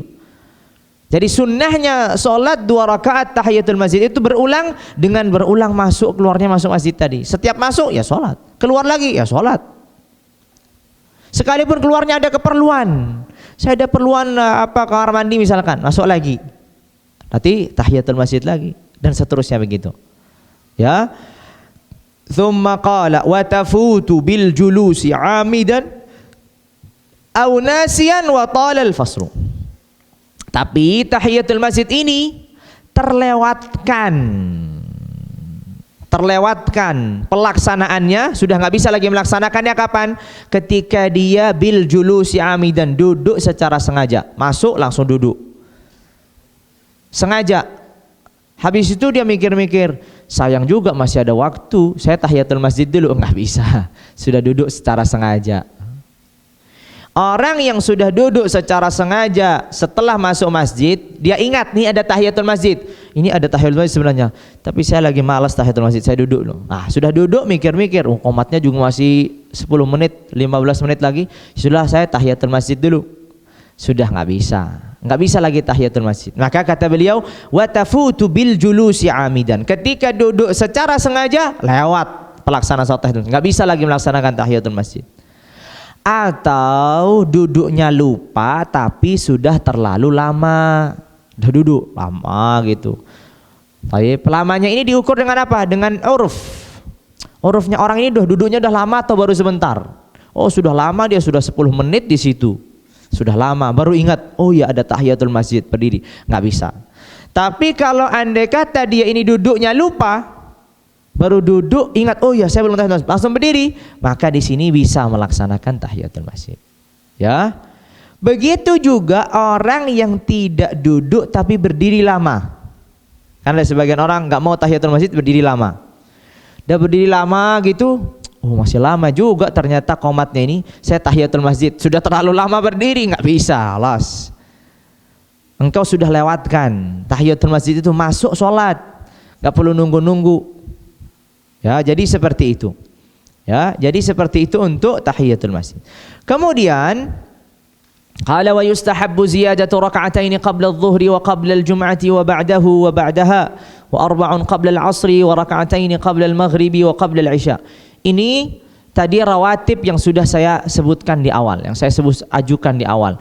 Jadi rawatib atau sunnah-sunnah qabliyah dan ba'diyah yang tidak ditegaskan. Ini tadi sudah disebutkan, seperti 4 rakaat sebelum sholat asar, ini kan ada qabliyahnya, tapi tidak ditegaskan sebagaimana qabliyah zuhur yang 2 rakaat dan ba'diyah zuhur yang 2 rakaat. Kemudian qala wa 'inda as-safari fi baitihi. Salah satu sunnah sholat atau sunnah ketika seorang mau safar, ia disunnahkan melaksanakan sholat 2 rakaat di rumahnya. Di rumahnya, bukan di masjid, tapi di rumahnya. Kalau dia mau safar, mau pergi kemana, sholat 2 rakaat dulu baru pergi. Begitu pula kalau dia nggak mau safar, tapi mau keluar dari rumah, sama. Seseorang mau keluar dari rumah, keluar kerja, keluar kemana misalkan belanja, keluar ada aktivitas apa, Disunnahkan sebelum keluar salat sunnah 2 rakaat. Ini salat sunnah apa? Ini salat sunnah 2 rakaat sebelum keluar rumah. Salat sunnah 2 rakaat sebelum safar. Ini sunnahnya begitu. Kemudian wa indal qudumi fil masjid. Nah, kalau salat sunnah ketika datang dari safar, maka sunnahnya di masjid, bukan di rumahnya. Jadi pertama kali yang dicari dari negerinya itu masjidnya, bukan rumahnya. Itu yang dilakukan Rasulullah. Rasulullah kalau sampai ke Madinah enggak langsung masuk rumah, masuk masjid dulu, salat 2 rakaat, baru kemudian masuk ke rumah. Jadi masjid kampungnya misalkan, oh masjid kampung di sana, jadi nggak langsung menuju rumah, langsung menuju masjid, sholat 2 rakaat, kemudian baru rumah. Ini mungkin salah satu sunnah yang ditinggalkan oleh banyak orang. Nah, hampir rata-rata orang meninggalkan. Sholat-sholat yang ditegaskan aja lewat, apalagi yang begini-begini ya. Jadi sudah lewat. Tapi betapa mulianya orang yang sudah belajar, kemudian bisa mengamalkan, maka ini luar biasa. Ya, ini luar biasa. Tapi ini tadi apa? Berkaitan kalau orang datang dari safar, maka bukan di rumahnya tapi di masjid. Tapi kalau orang yang datang bukan dari safar, pulang dari kerja, pulang dari kantor, pulang dari belanja, masuk rumah itu juga disunnahkan sholat 2 rakaat sebagaimana keluarnya. Ini semuanya ada atharnya kok, saya enggak, semuanya ada hadisnya. Rasulullah kalau masuk rumah sholat 2 rakaat, kalau keluar sholat 2 rakaat itu. Tapi kalau dia sudah tadi dia safar nih, sudah safar sampai sholat 2 rakaat di masjid, habis itu masuk ke rumah, sekarang disunnahkan lagi sholat sunnah masuk rumah enggak? Sudah terwakilkan dengan sholat sunnah yang tadi di masjid. Kalau itu dia dari safar. Tapi kalau tidak dari safar, dia tahu-tahu datang ke rumah, gitu kan? Misalkan setelah pulang kerja, setelah belanja, setelah aktivitas di luar, masuk rumah, ya berarti sholatnya di dalam rumah 2 rakaatnya. Tapi kalau dari safar, sunnahnya tadi di masjid. Kalau sudah sholat sunnah di masjid, maka tidak lagi diminta untuk sholat di dalam rumah ketika dia masuk rumah, karena sudah terwakilkan dengan sholat sunnah indal qudumi minas safar, ketika dia datang dari safar. Kemudian sholat yang lain, wa sholatul istikharah, dan sholat istikharah. Sholat istikharah. Salat istikharah ini salatu dzatu sababin, salat yang memiliki sebab. Apa sebabnya kita salat 2 rakaat? Kita minta petunjuk, kan mudahnya begitu. Istikharah itu kan meminta petunjuk dari Allah, agar Allah memberikan pilihan yang terbaik. Istikharah berarti salatnya ini dilaksanakan sebelum meminta, kan? Sebelum sebabnya. Salat dulu baru dia meminta. Nah, ini ada tipe-tipe salat yang salat dulu baru terjadi sebabnya. Seperti contoh tadi, salat ihram. Salat dulu baru niat ihram. Salat istikharah, salat dulu baru meminta petunjuk. Salatut taubah, salat dulu baru minta taubat. Baru bertaubat. Ini contohnya. Tapi juga ada salat-salat yang sebabnya lebih dulu. Masuk masjid, salat. Wudu, salat. Nah, berarti ada sebab yang duluan, ada sebab yang terjadi justru setelah salat. Tapi berkaitan dengan sebab, berarti tidak memiliki waktu. Berarti salatul istikharah bisa dilakukan kapanpun. Bisa dilakukan kapanpun selama bukan pada waktu-waktu yang terlarang. Atau kaidah mudahnya, salat-salat yang sebabnya itu akhir, maksudnya akhir setelah sholat baru datang sebab, ini boleh dilakukan kapanpun selama tidak di waktu-waktu yang diharamkan. Tapi kalau sholat-sholat yang sebabnya di awal, sebelum sholat maksudnya, maka dilakukan kapanpun, hatta di waktu yang terlarang. Sholat tahiyatul masjid pas mau terbit matahari, boleh. Kenapa? Karena sebabnya datang duluan. Tapi mau sholatul istikharah ketika terbit matahari, enggak boleh. Harus setinggi tombak dulu. Kenapa? Karena sebabnya datang setelah sholatnya. Kemudian yang disebutkan di sini yang terakhir adalah salatul hajah. Nah, sebelum yang terakhir berarti ada yang lain. Salatul hajah. Salat hajat ini apa?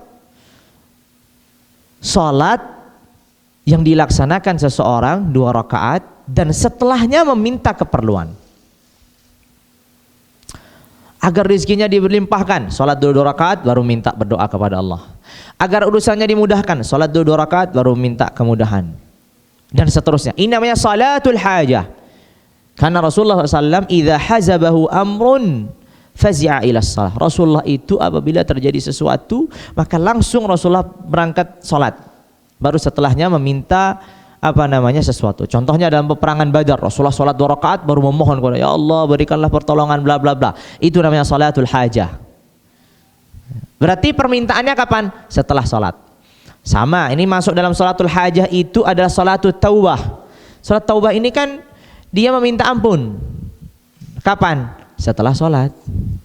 Dia bertaubatnya setelah salat. Ini proses bertaubatnya sudah dari sebelum salat, tapi benar-benar meminta ampunnya dan seterusnya adalah setelah salat. Ini namanya salatul hajah. Kemudian di dalam mazhab ada salat yang lain. Nah, ini yang mungkin sedikit mungkin pertama kali kita dengar. Namanya salatul awwabin. Nah, sebagian orang salatul awwabin ini di dalam hadis-hadis ada dikatakan sebagai salatul duha. Salatul duha itu salatul awwabin. Memang ada sebagian periwayatan begitu. Tapi ada riwayat yang lain yang menentukan ada namanya salatul awwabin. Apa salatul awwabin ini? Salatul awwabin ini salat yang dilaksanakan antara maghrib dan isya. Salat sunnah yang dilaksanakan antara maghrib dan isya.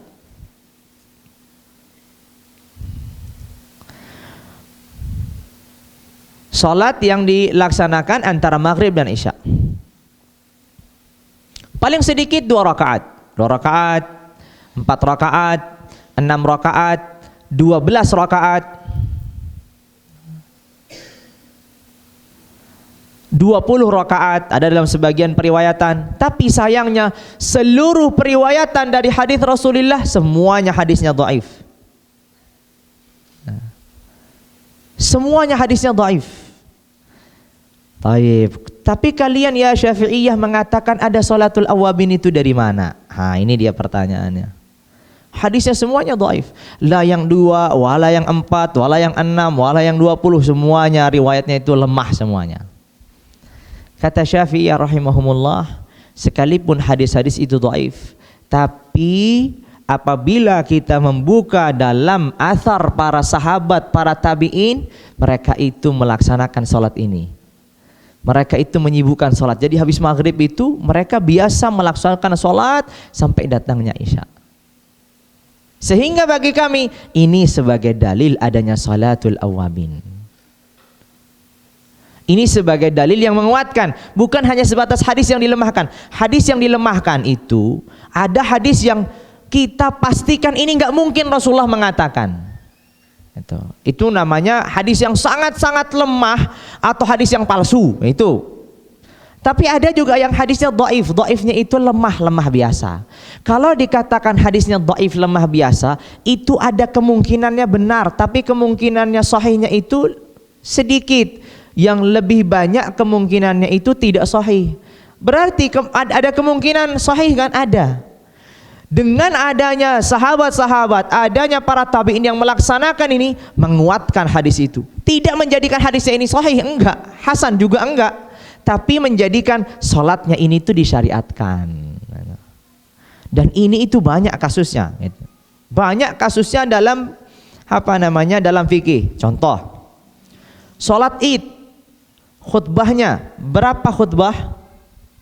Sekali atau 2 kali? Ada yang sekali, ada yang 2 kali, kan begitu kan? Kalau kita melihat perbuatan salafus saleh dari semenjak zaman sahabat, tabi'in, berikutnya, maka khutbah Id itu 2 kali. Enggak ada ceritanya 1 kali. Enggak ada hadisnya. Cari aja hadisnya dimanapun, enggak ada ceritanya Rasulullah khutbah Id 2 kali, enggak ada. Kalau khutbah Jumat, iya jelas ada. Tapi ini enggak ada. Dari mana? Guru kami Syekhuna Abdul Hasan hafizahullah memiliki kitab judulnya Tanwirul Ainain fi Ahkamil Idain. Hukum-hukum yang berkaitan dengan salat Id. Di situ beliau mengatakan, saya tidak pernah mendapatkan hadis berkaitan tentang khutbah Id itu 2 kali. Tapi kata beliau, ini adalah amalul muslimin. Ini adalah amalan kaum muslimin yang diwariskan, dan itu cukup sebagai dalil. Dah selesai. Orang-orang sekarang yang baru menjadi satu, ya itu tanggung jawab sendiri, gitu aja. Ya, kenapa? Karena kita berpegang dengan amalan kaum muslimin. Sebagaimana tadi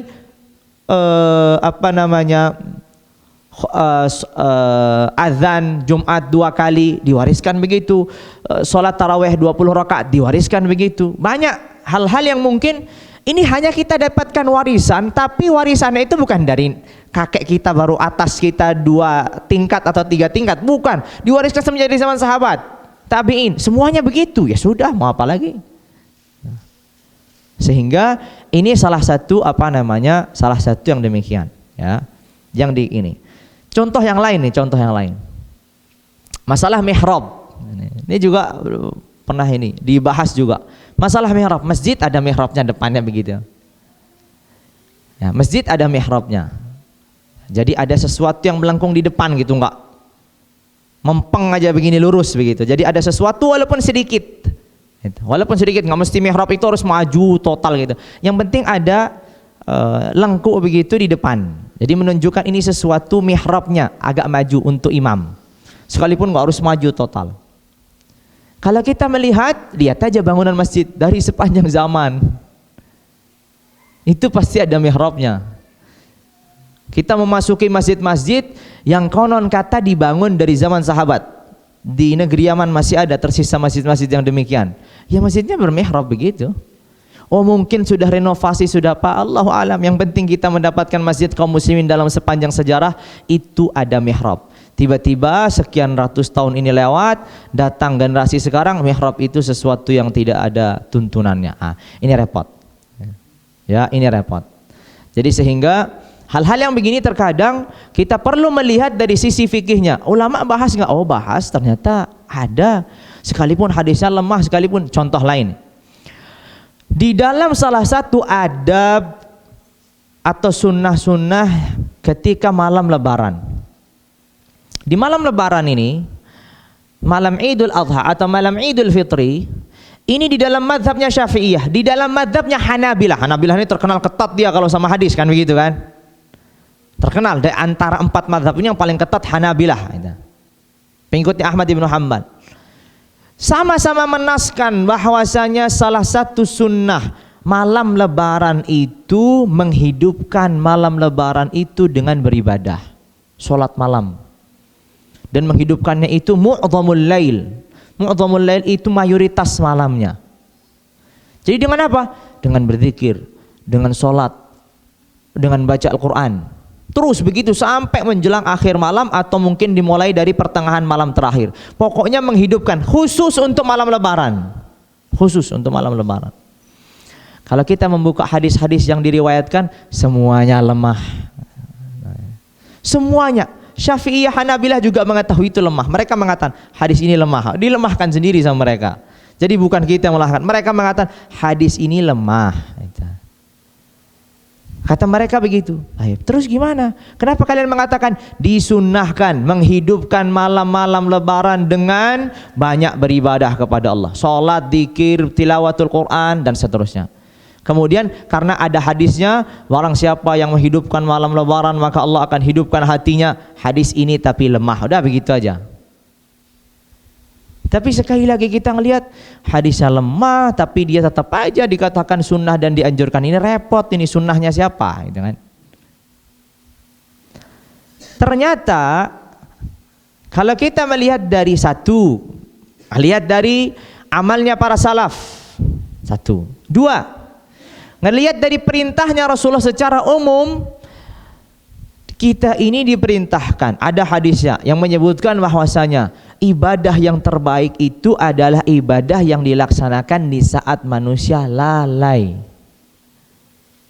Kira-kira kalau malam lebaran itu manusia sedang ingat beribadah atau lalai? Sibuk persiapan lebaran, apa jajanan, apa macam-macam, baju baru, apa yang ini.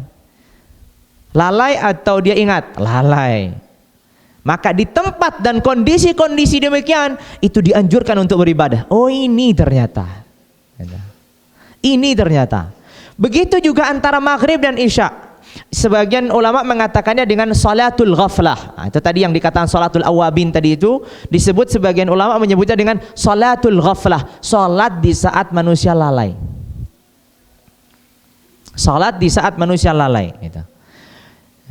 Saya nggak tahu maksudnya lalai itu seperti apa gitu. Karena kalau kita melihat keadaan kaum muslimin di Indonesia ini yang dulu ya, bukan sekarang mah lalai terus gitu. Tapi dulu itu biasanya kakek nenek kita itu kalau habis maghrib itu kan baca Quran gitu ya. Semuanya tadarusan, jadi nggak ada yang lalai gitu. Jangan-jangan tadarusan Quran ini mengisi waktu ini dengan ibadah ini, jangan-jangan memang dasarnya di situ, nyerempet itu. Jangan-jangan ada suatu zaman di mana memang kaum muslimin ini tidak lagi fokus kalau sudah setelah selesai melaksanakan sholat maghrib udah buyar kemana-mana gitu. Karena kan masih dalam keadaan malam itu belum gelap sekali, sehingga orang masih ada kesibukan. Nah, kesibukan ini kan keadaan lalai, sehingga para sahabat, sebagian para tabi'in itu melaksanakan sholat di sini. Itu yang disebut dengan salatul ghaflah, sholat di saat orang-orang lalai. Ini sebagai contoh, itu juga dianjurkan. Itu juga dianjurkan. Kemudian yang selanjutnya adalah salatut tasbih atau salatut tasbih. Salat tasbih ini diantara salat yang diperselisihkan.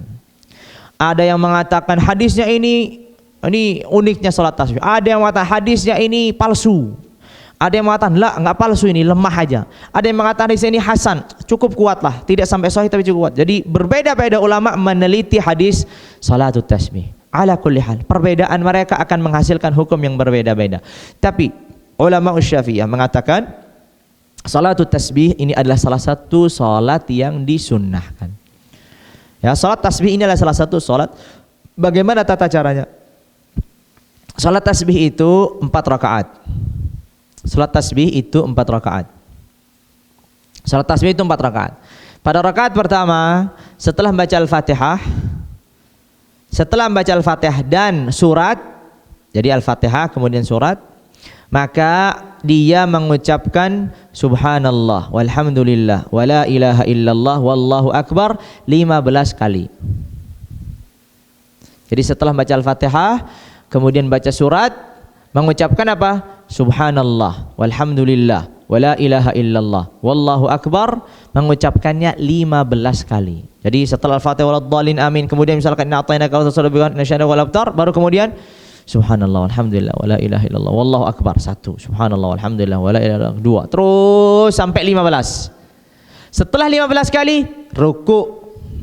Ketika ruku ia mengucapkan subhanallah walhamdulillah wala ilaha illallah wallahu akbar berapa? 10 kali. 10 kali.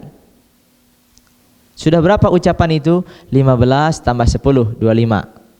Bangkit dari ruku 10 kali. Sujud 10 kali. Duduk di antara 2 sujud 10 kali. Sujud lagi 10 kali. Totalnya berapa semua? 75. 75 ucapan subhanallah walhamdulillah wala ilaha illallah. Kemudian dia berdiri. Dan ia melaksanakan itu pada rakaat pertama, rakaat kedua, rakaat ketiga, rakaat keempat, kemudian nanti salam. Berarti rakaat keempat kan ada tahiyatul atau tasyahudul akhir ya. Ada tahiyatul mubarakat itu, tahiyatul akhir atau tasyahudul akhir itu dilaksanakan. Tetap dia melaksanakan tasyahud akhir, kemudian bersalawat. Sebelumnya salam mengucapkan itu tadi juga sama 10. Baru kemudian ia salam. Atau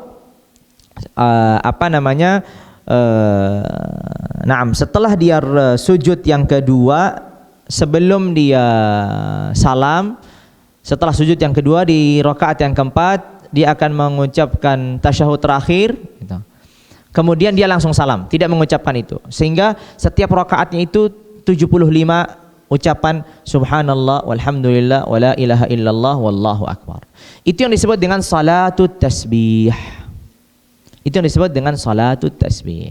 Baik. Kemudian kata beliau, selesai sudah salat-salat yang disunnahkan di dalam mazhab. Adakah salat-salat sunnah yang lain di dalam mazhab yang beliau tidak sebutkan? Nah, Itu pertanyaannya. Adakah solat-solat sunnah? Ada. Di antara solat-solat sunnah yang lain yang beliau tidak sebutkan adalah as-salatu inda zafaf, salat setelah pernikahan pada malam pertama. Itu termasuk dari adabuz zifaf, adab pernikahan itu pada malam pertama sebelum melakukan apapun, salat 2 rakaat. Baik, ya, salat 2 rakaat. Baik. Adakah salat yang lain? Kita lihat, adakah salat yang lain? Ya. Tentu selain yang beliau sebutkan ada salat sunnah mutlak di malam hari, di pagi hari, di sore hari dan seterusnya. Selain pada salat-salat yang di waktu-waktu yang diharamkan tadi. Kemudian kata beliau, wa man fatathu shalah muaqqatah qadaha. Lihat kata beliau, dan seseorang yang terlewatkan salat-salat yang memiliki waktu, maka dianjurkan untuk menggantinya. Ingat, salat-salat yang memiliki waktu, bukan salat-salat yang memiliki sebab. Orang yang terlewatkan salat-salat yang memiliki waktu dianjurkan untuk menggantinya. Berarti salat duha, salat memiliki waktu atau salat sebab? Waktu. Tiba-tiba pada waktu hari ini sibuk kita bekerja lewat salat duha. Ingatnya pas habis duhur. Bisa enggak kita mengqadha salat duha? Bisa. Kenapa? Karena salat duha adalah salat yang memiliki waktu. Tapi kalau kita tanya salat gerhana, salat memiliki waktu atau salat sebab? Sebab, bukan waktu. Loh kan salatnya pas ada gerhana. Enggak. Itu karena disebabkan gerhana gitu.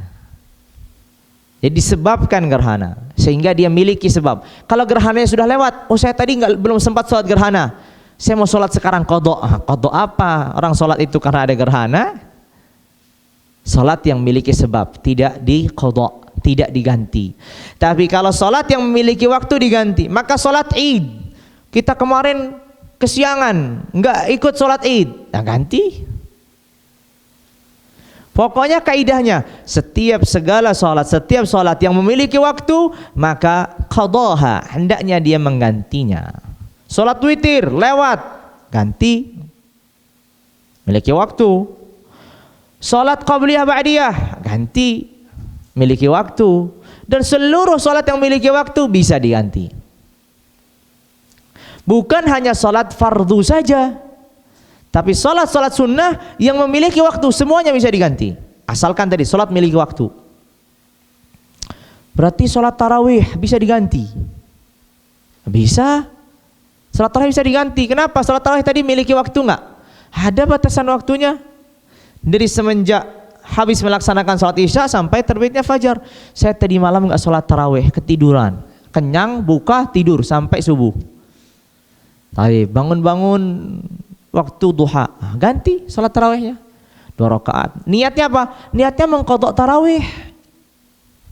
Terus begitu.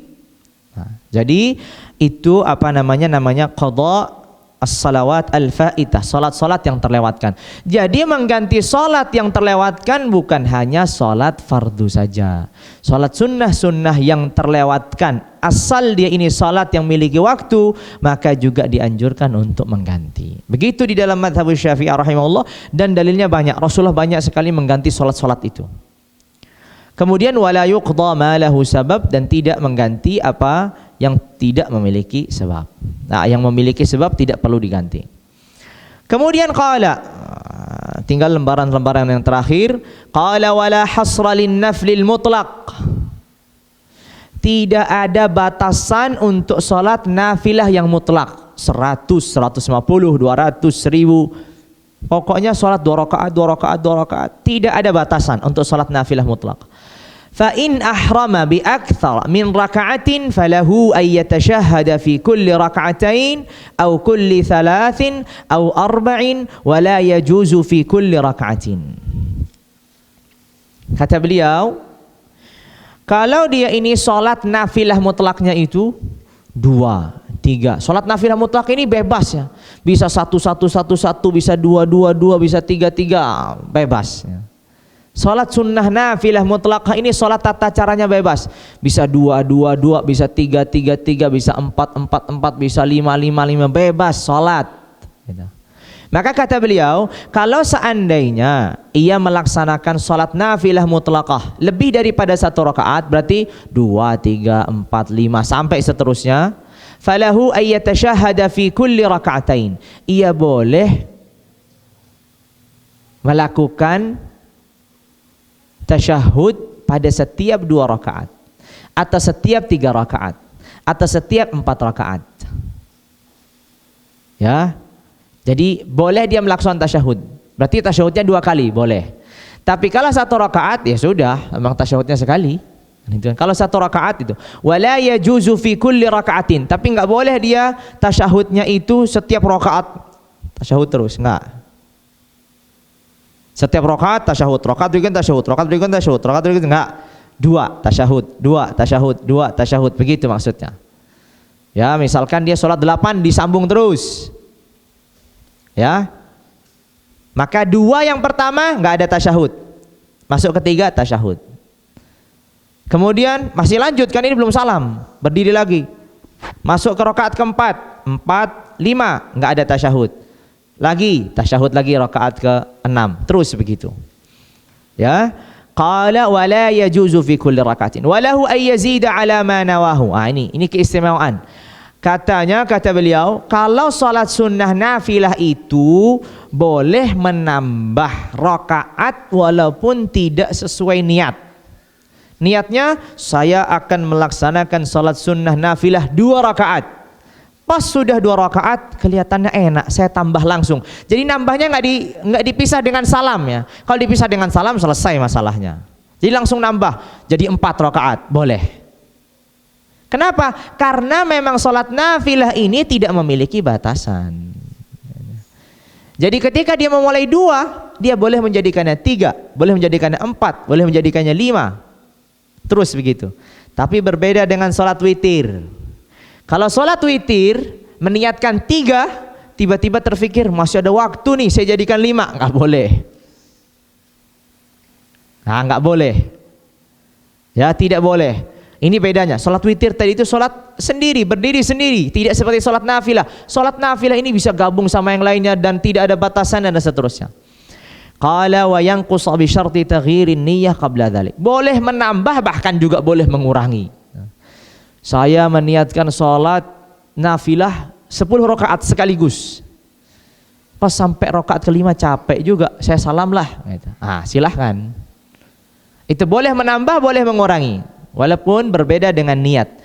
Wal afdalu ay yusallima min kulli raka'atain. Tapi utamanya dalam salat nafilah mutlak ini salam dalam setiap 2 rakaat. Jadi 2 rakaat salam, tambah lagi 2 rakaat salam, tambah lagi 2 rakaat salam. Karena Rasulullah bersabda apa? Salatul laili wan nahari mathna mathna. Ada dalam periwayatan yang lain bukan hanya salatul lail aja, tapi salatul lail dan nahar, salat malam dan salat siang. Maksudnya salat nafilah di malam hari yang mutlak, salat nafilah yang di siang hari yang mutlak, itu utamanya 2, 2, 2, 2 begitu. Ya, itu utamanya, tidak harus. Qala wa tulul qiyami afdalu min adadir rakaat. Di dalam mazhab Syafi'iyah rahimahullah, lamanya berdiri di dalam salat sunnah nafilah itu lebih diutamakan ketimbang banyaknya rakaat. Jadi misalkan saya mau salat sunnah nafilah mutlaqah 20 rakaat dalam waktu 1 jam. Dan saya juga bisa melaksanakan salat nafilah dalam 1 jam ini hanya 10 rakaat. Berdirinya dipanjangkan. Mana lebih utama? Yang berdirinya dipanjangkan itu lebih utama daripada rakaatnya yang diperbanyak. Wa tulul qiyam, lamanya berdiri afdal, lebih utama daripada jumlah rakaat. Wa naflul lailil mutlaq afdal, dan salat nafilah yang mutlak itu di malam hari lebih utama daripada di siangnya. Karena kan disebutkan afdhalus salati ba'dal faridah salatul laili. Sebaik-baik salat setelah faridah salat di malam hari. Maksudnya salat mutlak itu lebih baik di siang atau di malam? Semuanya baik, tapi lebih utama yang di malam. Qala wa nisfuhul akhir wa thuluthuhul awsat afdal. Pertengahan, nisfuhul akhir ya. Nisful akhir itu berarti kalau malamnya dibagi menjadi dua, maka setengah yang akhir. Setengah yang akhir itu yang lebih diutamakan. Kalau mau sholat malam, ya di setengah yang akhir. Kalau malamnya dibagi tiga, tadi saya mungkin salah di sini. Baik. Tadi saya salah di sini ketika malam dibagi tiga. Di dalam mazhab, kalau malam dibagi tiga bukan yang terakhir yang utama, justru yang tengah. Jadi sepertiga malam awal, sepertiga malam tengah, sepertiga malam terakhir. Untuk sholat malam, sholat witir diutamakannya dilakukan pada sepertiga malam yang pertengahan. Tadi mungkin kalau nggak salah di awal-awal majlis tadi saya mengatakan sepertiga yang terakhir, ini salah. Yang benar adalah sepertiga yang pertengahan. Jadi bukan sepertiga yang awal, bukan sepertiga yang akhir, tapi sepertiga yang tengah. Jadi tinggal kita bagi aja, itu malam bagi tiga, nanti akan ketemu jam berapa sampai jam berapa. Taib. Beliau tidak menyebutkan di sini. Tapi kalau itu dibagi 6 tadi yang seperti saya katakan, 1/6 yang kelima dan 1/6 yang keempat itu yang paling utama. Karena 1/6 yang terakhir ini diistirahat untuk persiapan sholat subuh. Jadi 1/6 pertama lewat, kedua lewat, ketiga lewat, keempat, kelima ini sholat malam. Keenam istirahat untuk persiapan sholat subuh. Qala wa yukrahu qiyamu kullil laili daiman. Di dalam mazhab katanya dimakruhkan sholat malam seutuhnya setiap malam. Kalau sesekali nggak dimakruhkan. Tapi kalau setiap malam dimakruhkan. Setiap malam dari awal-awal sampai akhir malam sholat terus. Ini kan terjadi pada beberapa peristiwa di kalangan para sahabat. Malamnya diisi dengan sholat, nggak ada sedikit pun la tidur wala syai, dari awal malam sampai akhir malam. Setiap hari, bukan hanya sehari ya sehari enggak. Maka dalam mazhab ini dimakruhkan. Kenapa dimakruhkan? Karena satu, perbuatan Rasulullah atau anjuran Rasulullah kepada sebagian para sahabat. Dua, karena normalnya orang itu apabila setiap malam itu dia mengisi waktunya dengan sholat, maka di siangnya ia akan tidak sempurna menunaikan hak-hak orang lain. Sehingga karena ini akan bermudarat kepada hak-hak orang lain, termasuk hak dirinya, malam itu wa ja'alal laila sakana, istirahat, dia juga akan menzalimi dirinya. Sekalipun di pagi hari tidur, tetap saja akan bermasalah dirinya, badannya. Maka sehingga di sini dikatakan hukumnya makruh. Qala wa yukrahu qiyamu kullil laili daiman wa takhsisu lailatil jum'ati qiyam. Dan dimakruhkan pula mengkhususkan malam Jumat dengan salat. Kalau salat malam ya setiap malam, enggak saya kalau salat malam khusus ketika malam Jumat saja, enggak. Nah, ini dimakruhkan. Ya, ini dimakruhkan di dalam mazhab. Kemudian qala wa tarku tahajjudin i'tadahu. Dimakruhkan pula meninggalkan salat tahajud. Nah, salat tahajud itu apa? Teorinya salat tahajud itu adalah salat yang dilaksanakan setelah tidur. Berarti kalau orang salat witirnya sebelum tidur bukan dinamakan salat tahajud. Tapi salat malam, ya ini maksudnya salat malam yang dilaksanakan setelah tidur. Berarti kalau salat witirnya dilaksanakan setelah tidur, maka salat witir ini juga disebut dengan salat tahajud. Berarti salat tahajud itu tidak berkaitan salat tertentu, bukan. Salat tahajud itu lebih berkaitan tentang sifat salat ini dilaksanakan setelah tidur atau sebelum tidur. Kalau setelah tidur namanya salatut tahajud. Andai kata orang mengakhirkan salat tarawihnya di akhir malam, di awal malam setelah isya langsung tidur, bangun jam 1 mulai salat tarawih, namanya ini salat apa? Salat tarawih, tapi juga salat tahajud. Sifatnya disebut dengan tahajud. Kenapa ditahajud? Karena dia diawali dengan tidur dulu baru salat. wa minal laili fatahajjad bihi nafilatan laka asa ay yab'atsaka rabbuka maqaman mahmuda. Kemudian qala wa idza istayqadha masaha wajhahu wa nadhara ila as-sama'. Apabila di akhir malam dia bangun, ini mau salat tahajud begitu, hendaknya dia apa? Mengusap wajahnya dan melihat ke langit serta mengatakan, membaca apa? Inna fi khalqis samawati wal ardi wa ikhtilafil laili wan nahari la ayatin li ulil albab sampai akhir surat. Sunnahnya. Baik. Qala waftitahu tahajjudihi bi raka'ataini khafifatain, dan membuka salat tahajudnya ini dengan 2 rakaat yang ringan. Ini menunjukkan syariat ini, subhanallah, betapa indahnya syariat ini. Kenapa? Karena Rasulullah SAW dan Allah Azza wa Jalla ketika menetapkan demikian, yang disampaikan para fuqaha, sangat mengetahui keadaan manusia setelah bangun dari tidur. Belum bisa fokus, masih setengah hati, masih menghadirkan niat, menghadirkan ini masih belum maksimal. Maka sehingga apa? Diawalilah dengan 2 rakaat yang ringan, jangan lama-lama. Ramah-ramah bablas tidurnya. Sujud tuh bablas tidurnya. Kenapa ringan ini? Ringan ini kan untuk menggerakkan tubuhnya, ibaratnya seperti pemanasan itu. Ini betapa syariat itu sangat realistis sekali dengan kehidupan manusia. Sehingga langsung sholat, langsung sambung baca surat Al-Baqarah ya. 14. Sujudnya sekali kan sekaligus panjangkan, udah tidur di situ 14. Tapi bukalah dengan 2 rakaat yang ringan. Itu fungsinya. Dan Rasulullah melakukan itu. Qala wa iktsarud du'a'i wal istighfari bil lail, dan memperbanyak doa serta istighfar bil lail. Wa fin nisfil akhir wa thuluthil akhiri aham. Dan ketika setengah akhir, begitu juga sepertiga akhir itu lebih penting. Nah, ini.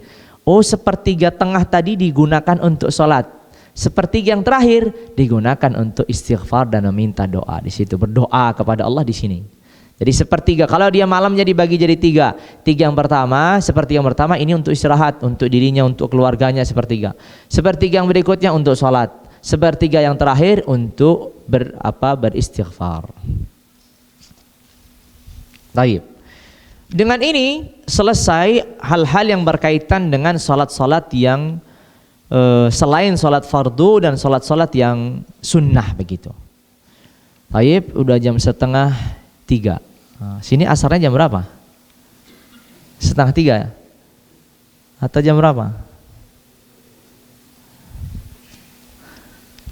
Jam berapa, Mas? 10 menit lagi. Baik, pelabas. Kalau begitu dibuka pintu pertanyaan. Silahkan apabila masih ada yang bertanya dan memiliki iskal atau pertanyaan-pertanyaan yang ingin diajukan, silahkan. Kita tidak akan tambah. Sebenarnya saya ingin menambah pembahasan tentang sholat id, pembahasan sholat istisqa dan khusuf, tapi sudah tidak ada waktunya, repot ini. Saya kira tadi Masya Allah sholat sunnah ini ringan aja, bahasa lewat gitu. Ternyata bahasannya banyak. Subhanallah. Ala kulli hal, alhamdulillah, sedikit banyak kita sudah menyelesaikan setidaknya itu sholat-sholat sunnah yang ada. Mungkin ada, saya melihat gitu tradisi di Indonesia ini, saya belum pernah ngelihat di Yaman. Ketika saya sempat di Hadramaut, di Tarim juga tidak pernah melihat ada sholat Lailatul Qadar. Ya, pernah dengar ya Pak Anan ya? Pernah nggak? Ada di sebagian masjid itu kalau di malam-malam ganjil atau di malam 27 itu melakukan sholat Lailatul Qadar. Ini sholat Lailatul Qadar ini apa? Orang yang pertama kali melingkarnya, wah ini nggak ada sunnahnya nih, langsung begitu aja. Nggak ada sholat Lailatul Qadar. Sholat ya sholat malam, mau sholat tarawih apa sholat witir, selesai gitu. Sholat Lailatul Qadar itu sholat 2 rakaat biasanya dilakukan berjamaah di masjid. Ini. Ya, sholat disebut dengan sholat Lailatul Qadar. Ini saya melihat di beberapa masjid kalau sudah malam ganjil begini, sholat Lailatul Qadar, mengumpulkan warganya kemudian sholat 2 rakaat. Ini ada nggak? Sholat Lailatul Qadar. Baik, pertama kita kalau melihat keadaan masyarakat kita ini yang luar biasa gitu, penuh dengan banyak macam kekurangan, keterbatasan dalam pengetahuan, keterbatasan pula dalam amal. Sebenarnya di malam-malam 10 hari terakhir itu kan harusnya apa? Setiap seorang mukmin itu kan benar-benar memaksimalkan ketaatannya. Sholat terus lanjut tanpa harus dikomando, tanpa harus dikumpulkan ya. Sholat malam lanjut terus. Mau dia sholat tarawih kalau sudah sampai maksimal 20 rakaat ya sudah, berarti lanjut sholat malam. Makanya dikatakan para ulama Syafi'iyah, kalau seandainya sholat malam seutuh penuh itu di 10 hari terakhir Ramadan nggak makruh lagi. Kenapa? Karena kan nggak setiap malam, cuma 10 akhir Ramadan aja. Nggak makruh lagi. Karena hanya khusus di 10 hari terakhir. Nah, yang dilakukan orang-orang ini saya melihat gitu. Mungkin ini adalah warisan para ulama, para kiai di masa lalu yang melihat keadaan orang lalai di malam-malam yang ganjil. Padahal ada kemungkinan di situ Lailatul Qadar datang. Mereka hanya mencukupkan sholat tarawih, kemudian pulang. Atau bahkan mungkin zaman dulu nggak ada sholat tarawih. Sehingga demi meringankan keburukan yang ada dan memotivasi orang, akhirnya dikumpulkanlah orang itu, diajak sholat malam berjamaah, kemudian diberi nama sholat Lailatul Qadar. Maksudnya sholat yang mengharapkan darinya malam Lailatul Qadar. Padahal kan nggak tahu itu malam Lailatul Qadar atau enggak. Tapi lihat, oh ternyata motivasinya di situ. Berarti boleh, ya boleh aja orang sholat malam itu. Itu sholat malam biasa gitu. Kecuali kalau seseorang meyakini sholat Lailatul Qadar itu sholat Lailatul Qadar ada khusus, Rasulullah melaksanakan khusus. Sholat Lailatul Qadar itu 2 rakaat berjamaah. Ini repot kalau ini. Ini nggak benar. Tapi husnudzon saya, prasangka baik saya yang dilakukan oleh para kiai, para ulama waktu itu dan diwariskan sekarang itu begini maksudnya. Orang itu lalai, orang itu lupa malam-malam ganjil ini ada malam Lailatul Qadar, agar mereka mendapatkan, dikumpulkan bawa makanan, sedekah begitu, kemudian sholat 2 rakaat aja, habis itu berdoa bersama-sama, habis itu pulang. Ini kan lebih baik daripada tidak sama sekali. Sehingga berarti sholat 2 rakaat ini apa? Ya anggap sholat malam. Atau seandainya tadi nggak sholat tarawih, ya anggap aja 2 rakaat itu sholat tarawih. Karena di dalam mazhab apabila seseorang tidak melakukan 20 rakaat dan melakukan sebagiannya, ya dihitung sebagiannya sholat tarawih, tapi dengan niatnya apa? Sholatul tarawih. Tadi saya lupa satu hal. Di dalam mazhab Syafi'iyah rahimahumullah, ketika sholatul tarawih itu harus 2 rakaat, 2 rakaat, 2 rakaat, 2 rakaat. Satu ketentuannya begitu. Tidak boleh lebih, sudah tadi jelas. Dan tidak boleh melaksanakan sholatul tarawih di dalam mazhab Syafi'iyah ya, itu lebih daripada 2 rakaat. Jadi nggak bisa 3, 3, 3, 4, 4, 4, 4. Di dalam mazhab Syafi'iyah apabila seseorang melaksanakan sholat tarawih dengan cara 4, 4, 4, sholatnya nggak sah. Kalau dia niatnya apa? Niatnya sholat tarawih. Kalau niatnya sholat malam sah. Nah, ini bedanya.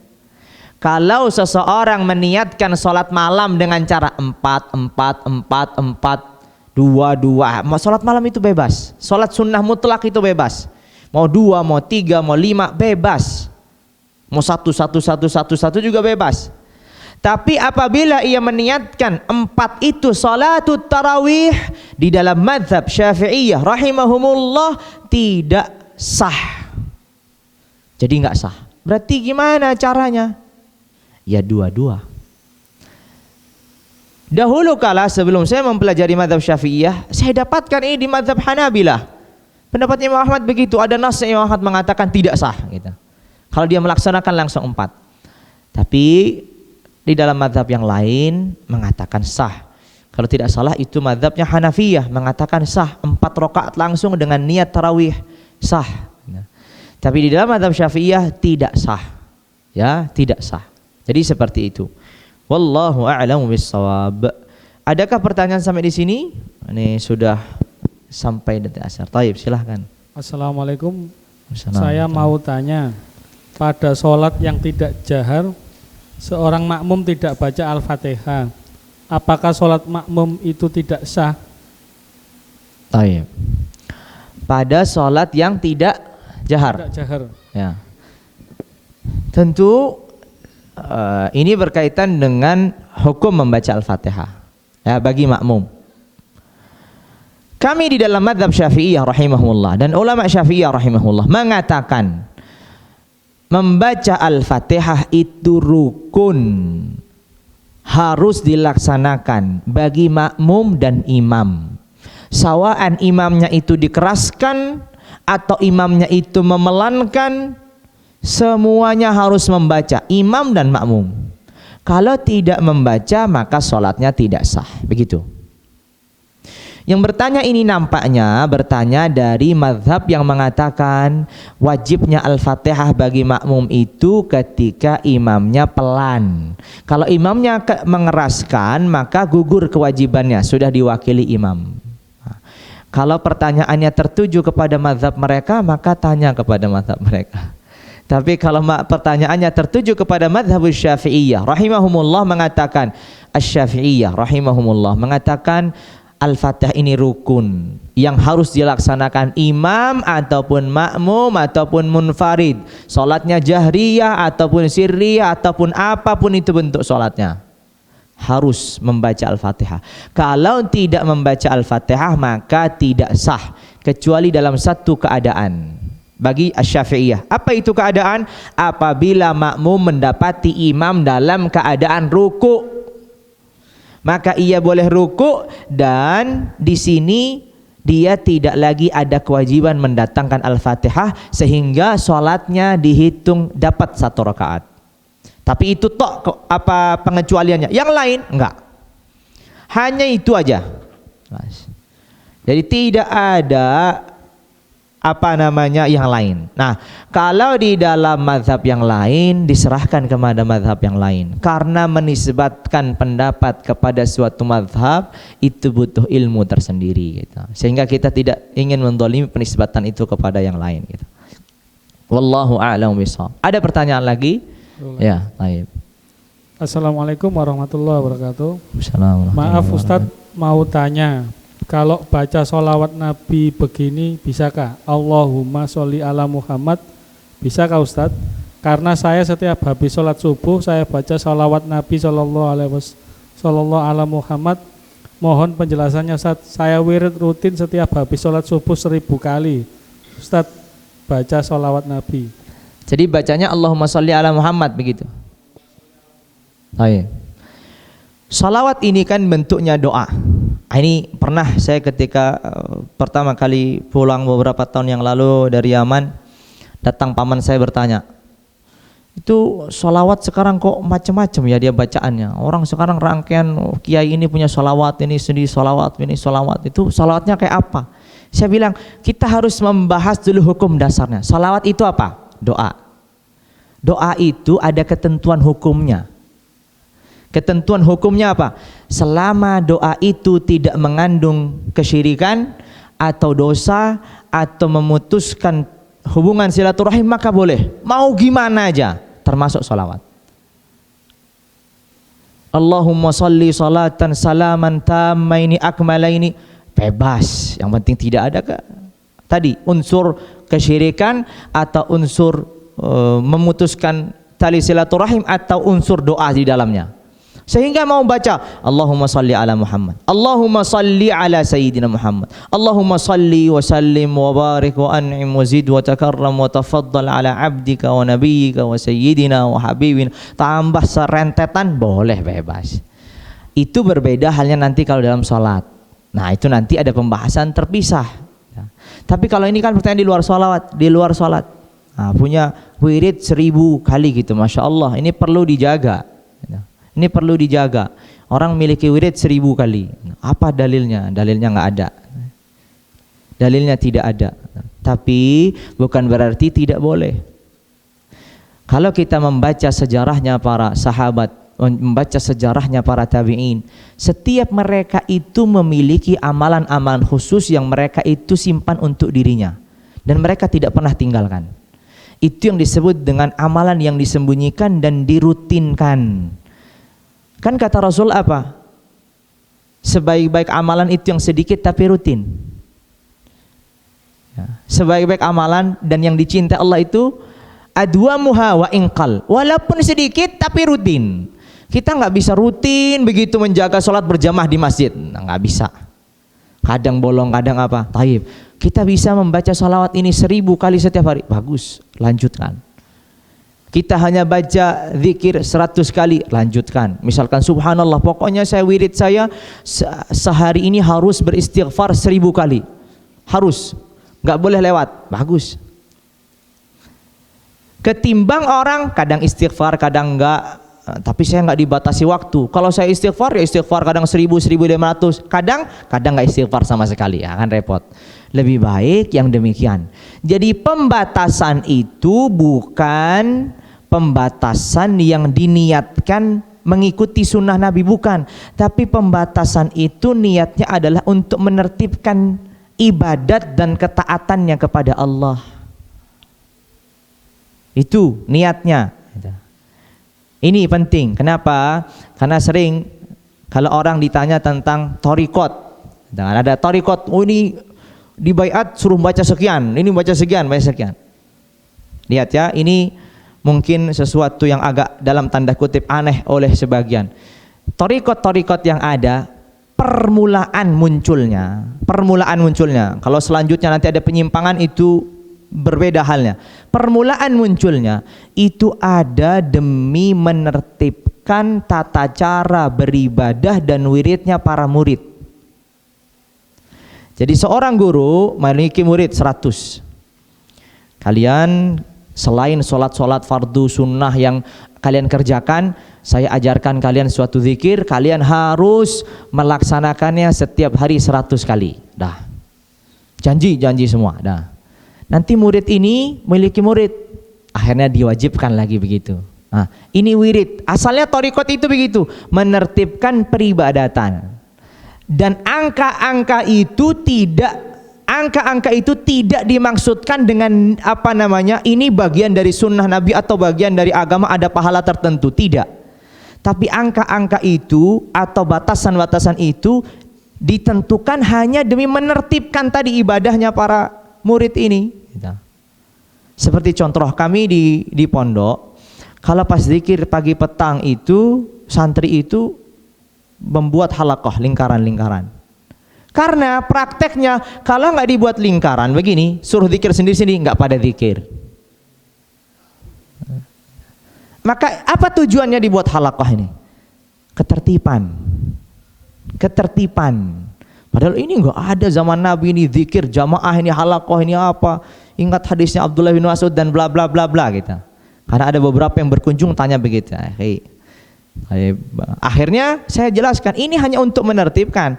Toh pada akhirnya kalau seandainya pas nggak ada santri juga nggak ada yang halaqah ini. Kalau mereka pulang juga nggak ada mereka buat halaqah. Tapi ketertiban. Nah, sehingga ini sebagai contoh. Itu sebenarnya pada asalnya. Kemudian setelah itu berkembang, nanti ada rekayasa keutamaan dan seterusnya. Ini yang menjadi masalah. Ini yang menjadi mungkin bahan untuk dikritisi. Tapi kalau menentukan tertentu dan seterusnya, tujuannya, ingat ya, tujuannya hanya untuk menertibkan ibadah. Ia tidak meyakini sesuatu dalam angka ini. Tidak ada keutamaan yang diyakini dalam angka ini.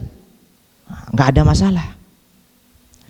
Oh, saya mendapatkan zikir ini dari guru saya dan guru saya itu memiliki pengalaman ketika mendapatkan zikir ini terbebaskan dari musibah. Contoh, bolehkah kita meyakini demikian? Setiap kita zikir betul sana. Ini kan pengalaman orang. Kita tidak meyakininya, tapi ini pengalaman, boleh saja, bisa saja terjadi pada dirinya. Zikirnya sama dibaca, tapi kamu tidak hasilnya tidak jadi gitu. Jadi berbeda. Tapi pada asalnya tidak ada masalah. Kan dia tidak meyakini sesuatu, dia hanya berharap. Nah, contoh yang saya ditanyakan, kalau saya punya lagi hamil, saya bacanya surat Yusuf biar anaknya ganteng. Kan begitu kan? Kenapa? Yusuf kan ganteng gitu. Kalau mau melahirkan baca surat Maryam biar dimudahkan gitu. Itu kan begitu kan? Apa dalilnya? Cari dari buku sampai mana, nggak ada dalilnya. Tapi saya katakan itu tidak mengapa, karena itu mencari keberkahan dan menserasikan munasabah, menyocokkan antara suatu kandungan surat itu dengan suatu kejadian dan peristiwa.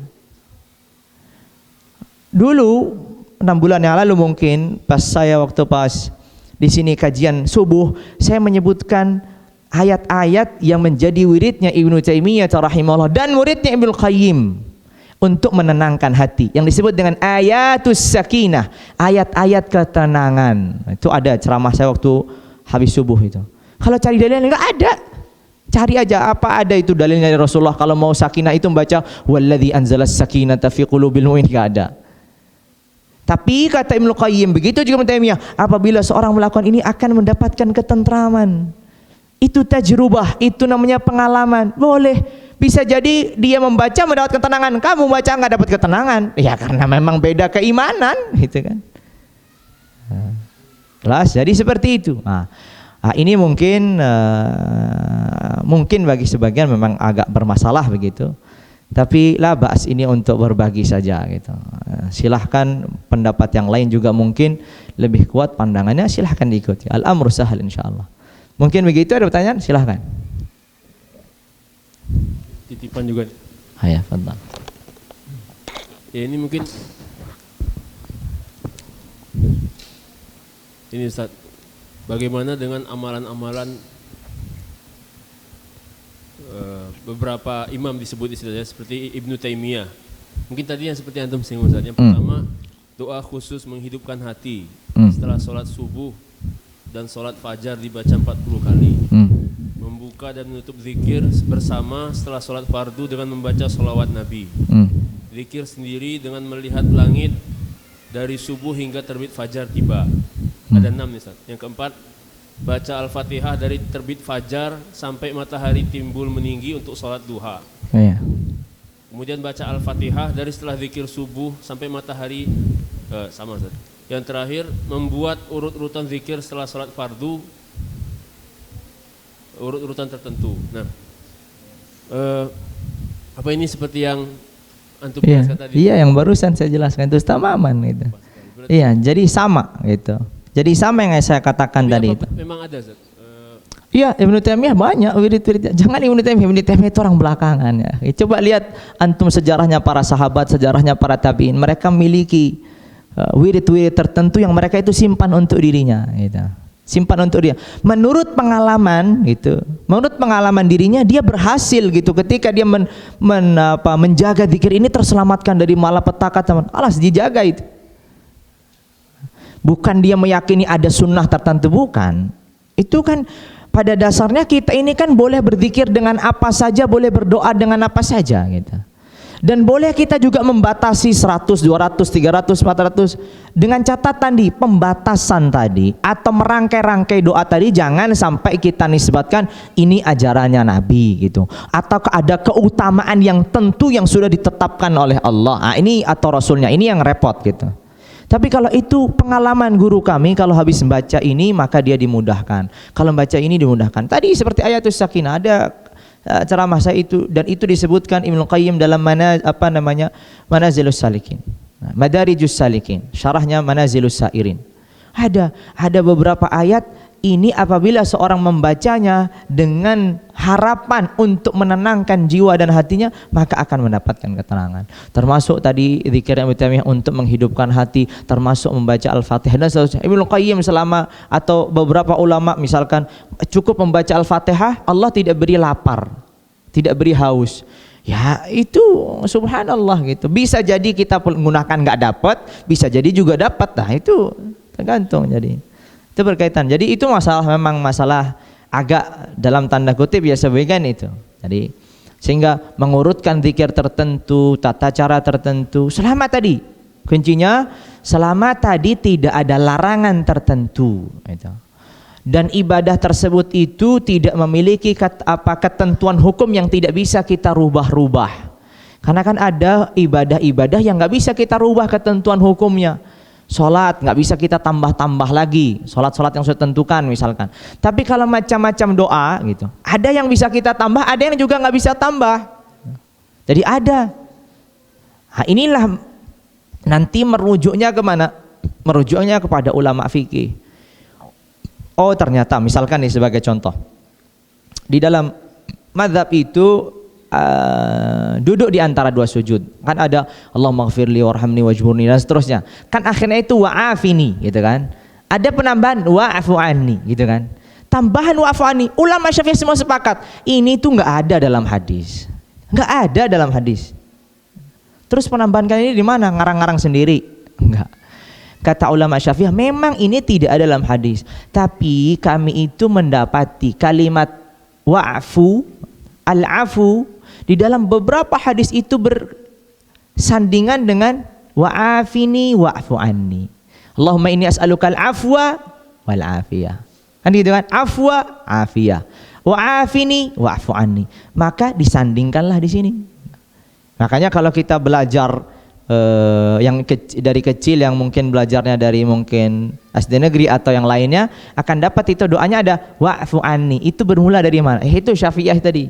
Oh, dia mendapatkan begini gitu. Ini. Jadi penambahan begitu itu biasa sekali. Antum akan heran sekali kalau nanti membaca Kitabul punya Imam Syafi'i, itu enggak ada lagi Imam Syafi'i mengikuti. Beliau menyebutkan di dalam masalah takbiratul ihram. Kita kan takbiratul ihramnya kita gimana? Allahu Akbar, begitu kan? Kalau ada orang menambah Allahur Rahmanu Akbar, kira-kira kalau kita dengar ada orang begitu gimana? Oh, ini aliran dari mana lagi nih? Sesat ini, harus dilaporan ke MUI misalkan gitu kan? Imam Syafi'i membahasnya, boleh bagi seseorang menambah sifat yang memisahkan antara Allah dan Akbar selama tidak merubah makna dan memisahnya terlalu jauh. Jadi Allahu Akbar boleh, Allahul Akbar, Allahul Akbar boleh, ada alif lamnya. Makanya ini penting dalam sisi bahasa. Beliau enggak ada yang diragukan dari sisi bahasa. Ini tidak merubah makna menurut beliau dari sisi bahasa Arab. Jadi boleh Allahul Akbar. Kita kalau ada yang dengar begini, itu salah Pak, bukan begitu.